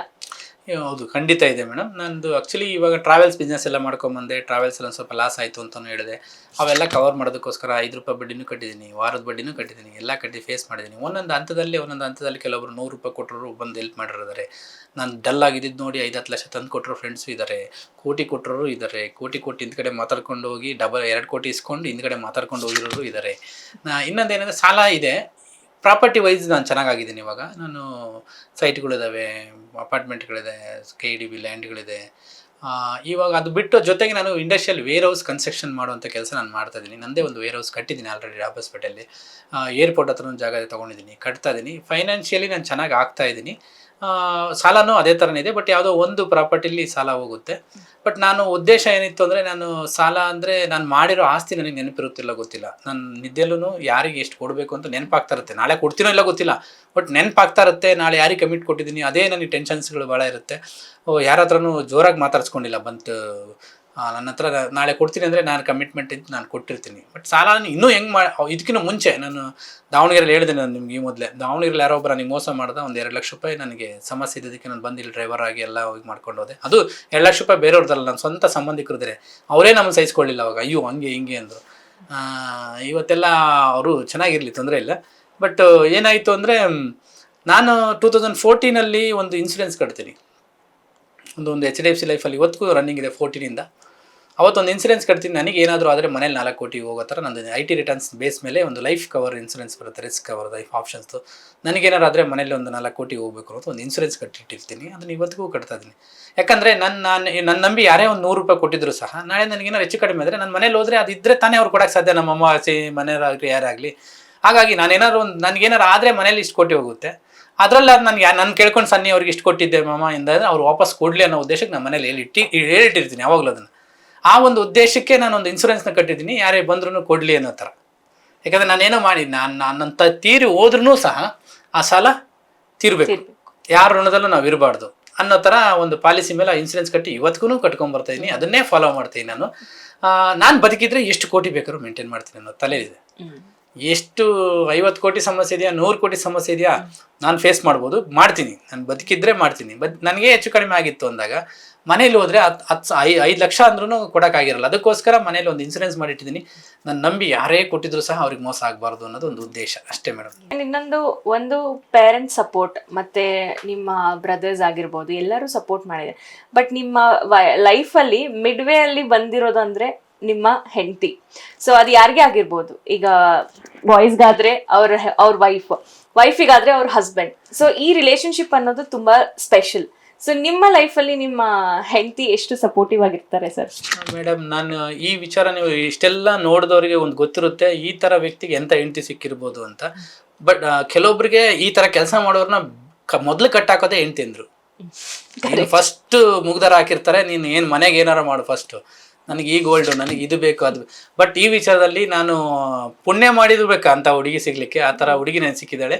100 ರೂಪಾಯಿ, ಇವತ್ತಿನವರೆಗೂ 100 ರೂಪಾಯಿ ನನಗೆ ಇಂಥದ್ದು ಐಟಮ್ ಬೇಕು ಅಂತ ಕೇಳಿಲ್ಲ. ಎಷ್ಟು ಯಾರಿಗೆ ದಾನ ಧರ್ಮ ಮಾಡಿದ್ರು ಅಥವಾ ಆಸ್ತಿನೂ ಅಷ್ಟೇ, ನೀನು ಟೆನ್ಷನ್ ತಗೊಳ್ಕೋಬೇಡ, ಅಲ್ಲಿರೋದನ್ನೆಲ್ಲ ಮಾರಬೇಕಾರೆ ಕೊಟ್ಟುಬಿಡು ಎಲ್ಲರಿಗೂ, ನಾವು ಚೆನ್ನಾಗಿರೋಣ, ನಾವು ನೆಮ್ಮದಿಯಾಗಿರೋಣ ಅನ್ನೋ ಥರ ಬಯಸುವಂಥ ಹುಡುಗಿ ಸಿಕ್ಕಿರೋದಕ್ಕೆ ನಾನು ಇವತ್ತು ತುಂಬ ನೆಮ್ಮದಿಯಾಗಿದ್ದೀನಿ. ಇವತ್ತು ನಾನು ಏನೇನು ಮಾಡಿದ್ದೀನಿ, ಆಸ್ತಿ ಎಲ್ಲ ನಿಲ್ಲಾಗಿದ್ರು ಅಥವಾ ನಾನು ಕೆಟ್ಟದಲ್ಲಿ ಸಂಪಾದನೆ ಮಾಡಿದರೆ ಹೋಗ್ಬಿಡುತ್ತೆ. ಸುಳ್ಳು ಹೇಳಿ ನಾನು ಇವತ್ತೆಲ್ಲ ಇಷ್ಟು ಹೇಳಿ ದೊಡ್ಡದಾಗಿ ಹೇಳಿ ಎಲ್ಲ ಮಾಡಿದರೆ ನಾಳೆನೋ ನಂದೊಂದು ನ್ಯೂಸ್ ಬಂತದ್ದು ಏನೋ ಅಂತಾರೆ. ಬಟ್ ನಂದು ಏನೋ ಆಸ್ತಿ ಇಲ್ಲ ಅಂದರೂ ಸಹ ನನ್ನ ದೊಡ್ಡ ಆಸ್ತಿ ನನ್ನ ಮಿಸಸ್ಸು. ನನಗೆ ಬರಿಗೈಯಲ್ಲಿದ್ರು ಇವತ್ತು ನಾನು ದುಡ್ದು ನೀನು ಸಾಕ್ತೀನಿ ಅನ್ನೋ ಮಟ್ಟಿಗೆ ನನಗೆ ಮಾತಾಡೋವಂಥ ಇರೋವಂಥ ಹುಡುಗಿ ಸಿಕ್ಕಿರೋದು ನನ್ನ ಪುಣ್ಯ. ಅದೇ ನನ್ನ ದೊಡ್ಡ ಆಸ್ತಿ ಮೇಡಮ್. ಇದೆಲ್ಲ ಆಸ್ತಿ ದುಡ್ಡು ಇದೆಲ್ಲ ಅಲ್ಲ, ನನಗೆ ಅದೇ ದೊಡ್ಡ ಆಸ್ತಿ, ಅದೇ ಆಸ್ತಿ ಅಂತ ನಾನು ಅಂದ್ಕೊಂಡು ತುಂಬ ನೆಮ್ಮದಿಯಾಗಿದ್ದೀನಿ ಈ ವಿಚಾರಗಳಲ್ಲಿ. ಆ ಫ್ಯಾಮಿಲಿ ವಿಚಾರದಲ್ಲಿ ಎಷ್ಟೋ ಜನಕ್ಕೆ ನೋಡಿ, ಇವತ್ತು CJ ರಾಯ್ ಅವರು ತೀರೋದ್ರು, ಸಿದ್ಧಾರ್ಥ ಸರ್ ದುಡ್ಡಿನ ಸಮಸ್ಯೆನೇ ತೀರೋಗಿಲ್ಲ, ಬಿಸ್ನೆಸ್ ಮ್ಯಾನ್ಸ್, ಅವ್ರಿಗೆ ಏನೋ ಮನಸ್ಸಲ್ಲಿ ಕೊರಿತಾ ಇರ್ತತೆ, ಮನೇಲಿ ಹೇಳ್ಕೊಳಕ್ಕಾಗದು. ಇವತ್ತು ನಾನು ಪ್ರತಿಯೊಂದನ್ನು ನಾನು ಮನೇಲಿ ಹೋಗಿ ಹೇಳಿರ್ತೀನಿ, ಸುಮ್ಮನೆ ರೇಗಿಸ್ತಾ ಇರ್ತೀನಿ, ಏಯ್ ನೋಡು ನನಗೆ. ಆಚೆ ಅವ್ರು ಎಷ್ಟೇ ದೊಡ್ಡವ್ರಾಗಿರ್ಬೋದು ಸರ್, ಬಟ್ ಮನೆ ಅನ್ನೋದು ಕರೆಕ್ಟ್ ಆಗಿದ್ದು ಒಂದು ಸಪೋರ್ಟ್ ಇಟ್ಬಿಟ್ರು ಅಂದ್ರೆ ಆಚೆ ಏನ್ ಸಮಸ್ಯೆನೂ ದೊಡ್ಡದಲ್ಲ. ಲೈಫಲ್ಲಿ ನಡೆದಿರುವಂತ ಎಲ್ಲಾ ಘಟನೆಗಳು ಈಗ ನಿಮಗೆ ಗೊತ್ತಿಲ್ಲ, ಯಾರು ಹೇಳ್ಕೊಂಡಿರ್ತಾರ ಗೊತ್ತಿಲ್ಲ. ಹೈಸ್ಕೂಲಲ್ಲಿ ನೋಡಮ್ಮ ಈ ತರ ಲವ್ ಸ್ಟೋರಿ ಇತ್ತು ನಂದು, PUC ನೋಡಿ ಈ ತರ ನಾನು ಹಿಂಗಿದ್ದೆ ನಾನು. ಪ್ರತಿಯೊಂದು ಯಾವ ಸುಮ್ಮನೆ ಸಣ್ಣ ಪುಟ್ಟ ಗೊತ್ತಲ್ಲ ಆ ತರ ಅದೆಲ್ಲ ಹೇಳಿದ್ರು ಕೇಳ್ಕೊಂಡು ನನ್ನ ಚೆನ್ನಾಗಿ ಕಾಮಿಡಿಯಾಗಿ ತಗೊಂಡು ನಾವು ಹೋಗೋಂಥ ಹೆಂಡತಿ ಸಿಕ್ಕರು ನನ್ನ ಪುಣ್ಯ. ಅದು ಈಗ ಇತ್ತೀಚೆಗೆ ಬಂದಿರೋರಾಗಿರೋದ್ರಿಂದ ಇನ್ನು ನನ್ನ ಎಲ್ಲ ಕೆಲಸಗಳನ್ನು ಮುಂದೆ ಅವಳನ್ನ ಇನ್ವಾಲ್ವ್ ಮಾಡ್ಕೋಬೇಕು ಅನ್ನೋದೊಂದು ಇದೆ. ಆ ಥರ ಒಳ್ಳೆ ಸಪೋರ್ಟ್ ಇದೆ. ಆ ಥರ ದುರಾಸೆ ಅಂತ ಹುಡುಗಿ ಅಂತಲ್ಲ, ಇವತ್ತಿನವರೆಗೂ ಒಂದು ಪಾರ್ಲರ್ಗೆ ಹೋಗಿಲ್ಲ, ಆ ಥರ ಹುಡುಗಿ. ಈ ಸಮಾಜದ ಯೂತ್ ನೆಕ್ಸ್ಟ್ ಜನರೇಷನ್ಗೆ, ಬರ್ತಿರೋ ಜನರೇಷನ್ಗೆ ನೀವು ಏನು ಹೇಳಕ್ ಇಷ್ಟಪಡ್ತೀರಾ ಸರ್? ಮೇಡಮ್ ಏನಾಗುತ್ತೆ, ಫಸ್ಟ್ ನಾನು ಹೇಳೋದು, ಅಪ್ಪ ಅಮ್ಮನ ಆಸ್ತಿ ಮೇಲೆ ಡಿಪೆಂಡ್ ಆಗಬಾರ್ದು. ಅವ್ರು ನಮಗೆ ಏನು ಮಾಡಿದ್ದಾರೆ ಅಂತ ನೋಡೋಕೆ ಹೋಗ್ಬಾರ್ದು. ಎರಡನೇದು ನನ್ನ ಕೈಲಿ ಏನೂ ಆಗಲ್ಲ ಅಂತ ಥಿಂಕ್ ಮಾಡೋಕೆ ಹೋಗ್ಬಾರ್ದು. ಆಮೇಲೆ ಇದು ಮಾಡಿ ಬಿದ್ದರೆ ಹೆಂಗೆ ಅಂತ ಥಿಂಕ್ ಮಾಡೋಕೆ ಹೋಗ್ಬಾರ್ದು. ಯಾಕಂದ್ರೆ ಧೈರ್ಯವಾಗಿ ನುಗ್ಗೋನು ಏನಾರು ಮಾಡೋಕ್ಕೆ ಸಾಧ್ಯ. ಒಂದು ಬಿಸ್ನೆಸ್ಸಲ್ಲಿ ನಾವು ಬಿದ್ದು ನಾನು ಸುಮ್ಮನೆ ಕೂತ್ಕೊಂಡಿದ್ರೆ ನಾನು ಇವತ್ತಿಲ್ಲಿರ್ತಿರ್ಲಿಲ್ಲ, ಫೋಟೋದಲ್ಲಿರ್ತಿದ್ದೆ ನಾನು. ಯಾಕಂದ್ರೆ ನಾನು ಅಷ್ಟು ದೊಡ್ಡ ಕಮಿಟ್ಮೆಂಟ್ಗಳು ನಾವು, ಯಾಕಂದ್ರೆ ನಾನು ಹೇಳಿದ್ನಲ್ಲ, ಸ್ಪೀಡ್ ಜಾಸ್ತಿ ಆದಂಗೆ ಎಫೆಕ್ಟ್ ಜಾಸ್ತಿ. ಎಂಥ ಪರಿಸ್ಥಿತಿಯೂ ನಾನು ಇನ್ನೊಂದು ಕಡೆ ಕೆಲಸಕ್ಕೆ ಹೋಗ್ಸಿರಲಿಲ್ಲ. ಸ್ವಂತಕ್ಕೆ ನಾನೇ ಏನಾದರೂ ಮಾಡೋಣ. ಇವತ್ತಿನ ಟೆಕ್ನಾಲಜಿ, ಇವತ್ತಿನ ಯಾರು ಬೇಕಾದ್ರೂ ಸಪೋರ್ಟ್ ಕೇಳ್ತಾರೆ. ನನಗೆ ನೋಡಿ, ಎಷ್ಟೊಂದು ಜನ ರೋಡಲ್ಲಿ ಹೋಗುವಾಗ ಪರಿಚಯ ಆಗಿದ್ದವ್ರು ನನಗೆ ಸಪೋರ್ಟ್ ಮಾಡಿದ್ದಾರೆ, ಇವತ್ತು ಪರಿಚಯ ಆಗಿ ನಾಳೆ ಸಪೋರ್ಟ್ ಮಾಡಿದ್ದಾರೆ. ನನ್ನನ್ನು ಹುಡ್ದಾಗಿಂದ ನೋಡಿರೋ ನಾನು ಸಪೋರ್ಟ್ ಮಾಡಿಲ್ಲ ಎಷ್ಟೋ ಜನ. ಆ ಥರ ನಮ್ಮ ಮೈಂಡಲ್ಲಿ ನಾವು ಹೆಂಗೆ ತೊಗೊಂಡು ಹೆಂಗೆ ಬೆಳಿಬೇಕು ಅನ್ನೋ ಕಾನ್ಫಿಡೆಂಟ್ ನಮಗಿರುತ್ತೆ ಅನ್ನೋದ್ರ ಮೇಲೆ ಎದುರುಗಡೆ ಇರೋ ವ್ಯಕ್ತಿ ನಿಮ್ಗೆ ಸಪೋರ್ಟ್ ಮಾಡ್ತಾನೆ. ಬಿಟ್ಟರೆ ನನಗೇ ಏನೂ ಆಗಲ್ಲ ಅಂತ ನಾವು ಕುತ್ಕೊಂಡಾಗ ಎದುರುಗಡೆ ವ್ಯಕ್ತಿ ನಮ್ಗೆ ಹೆಂಗೆ ಮಾಡ್ತಾನೆ?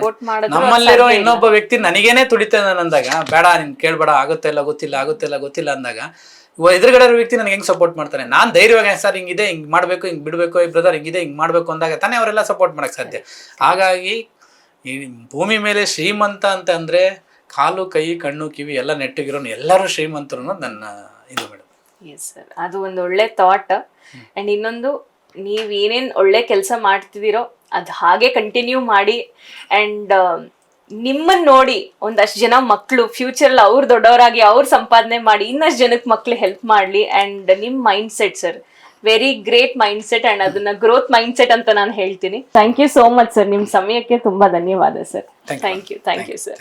ನೋಡಿದ್ರಲ್ಲ, ಫ್ಯಾಮಿಲಿ ಅನ್ನೋದು ತುಂಬ ಇಂಪಾರ್ಟೆಂಟ್ ಆಗುತ್ತೆ. ನೀವು ಯಾವ ಸಿಚುವೇಶನಲ್ಲಿ ಬಂದಿದ್ದೀರಾ, ಯಾವ ಮನೇಲಿ ಹುಟ್ಟಿದ್ದೀರಾ, ನಿಮ್ಗೆ ಎಷ್ಟು ದುಡ್ಡಿದೆ, ನಿಮ್ಮ ತಂದೆ ಎಷ್ಟು ಆಸ್ತಿ ಮಾಡಿದ್ದೀರಾ, ಇದೆಲ್ಲ ನಿಮಗೆ ಕೌಂಟಿಗೆ ಬರೋದಿಲ್ಲ. ನೀವೇನಾದರೂ ಮಾಡಬೇಕು ಅಂದರೆ ಥಿಂಕ್ ಬಿಗ್, ಡ್ರೀಮ್ ಬಿಗ್ ಅಂತ ಹೇಳ್ತಾರಲ್ಲ. ಸೊ ಯಾವಾಗಲೂ ನಿಮ್ಮ ಥಾಟ್ ಪ್ರಾಸೆಸ್ ಅನ್ನೋದು, ನಿಮ್ಮ ಮೈಂಡ್ ಸೆಟ್ ಅನ್ನೋದು ಗ್ರೋತ್ ಮೈಂಡ್ ಸೆಟ್ಟಲ್ಲಿದ್ದು ನೀವು ರಿಸ್ಕ್ ಮಾಡಿ ನಿಮ್ಮನ್ನು ನೀವು ನಂಬಿ ಮುಂದಕ್ಕೆ ಹೋಗಬೇಕು. ಆ್ಯಂಡ್ ಈ ಥರ ಮುಂದಕ್ಕೆ ಹೋಗಿರೋರ ಒಂದು ಸ್ಟೋರಿ ಈ ಎಪಿಸೋಡ್ನಲ್ಲಿ ನಾವು ನಿಮಗೆ ತೋರಿಸಿದ್ದೀವಿ. ಹೆಚ್ಚಿನ ಅನ್ಸ್ಕ್ರಿಪ್ಟೆಡ್, ಅನ್ಫಿಲ್ಟರ್ಡ್ ಮತ್ತು ಅನ್ಮೆಸಬಲ್ ಕಾನ್ವರ್ಸೇಷನ್ಸ್ಗಾಗಿ ಹಂಸ TV ಚಾನೆಲನ್ನು ಸಬ್ಸ್ಕ್ರೈಬ್ ಮಾಡಿ. ನಿಮಗೆ ಈ ವಿಡಿಯೋ ಇಷ್ಟವಾದಲ್ಲಿ ಲೈಕ್, ಶೇರ್ ಮತ್ತು ನಿಮ್ಮ ಒಪಿನಿಯನನ್ನು ಕಮೆಂಟ್ ಮಾಡಿ. ನಿಮಗೆ ನೆಕ್ಸ್ಟ್ ಯಾವ ಥರ ಗೆಸ್ಟ್ ಬೇಕು ಅನ್ನೋದನ್ನು ನಮಗೆ ಕಾಮೆಂಟ್ ಸೆಕ್ಷನ್ನಲ್ಲಿ ತಿಳಿಸ್ತೀರಾ ಅಂತ ನಾವು ಭಾವಿಸ್ತೇವೆ. ಮುಂದಿನ ಸಂಚಿಕೆಯಲ್ಲಿ ಮತ್ತೆ ಭೇಟಿಯಾಗೋಣ. ನಮಸ್ಕಾರ.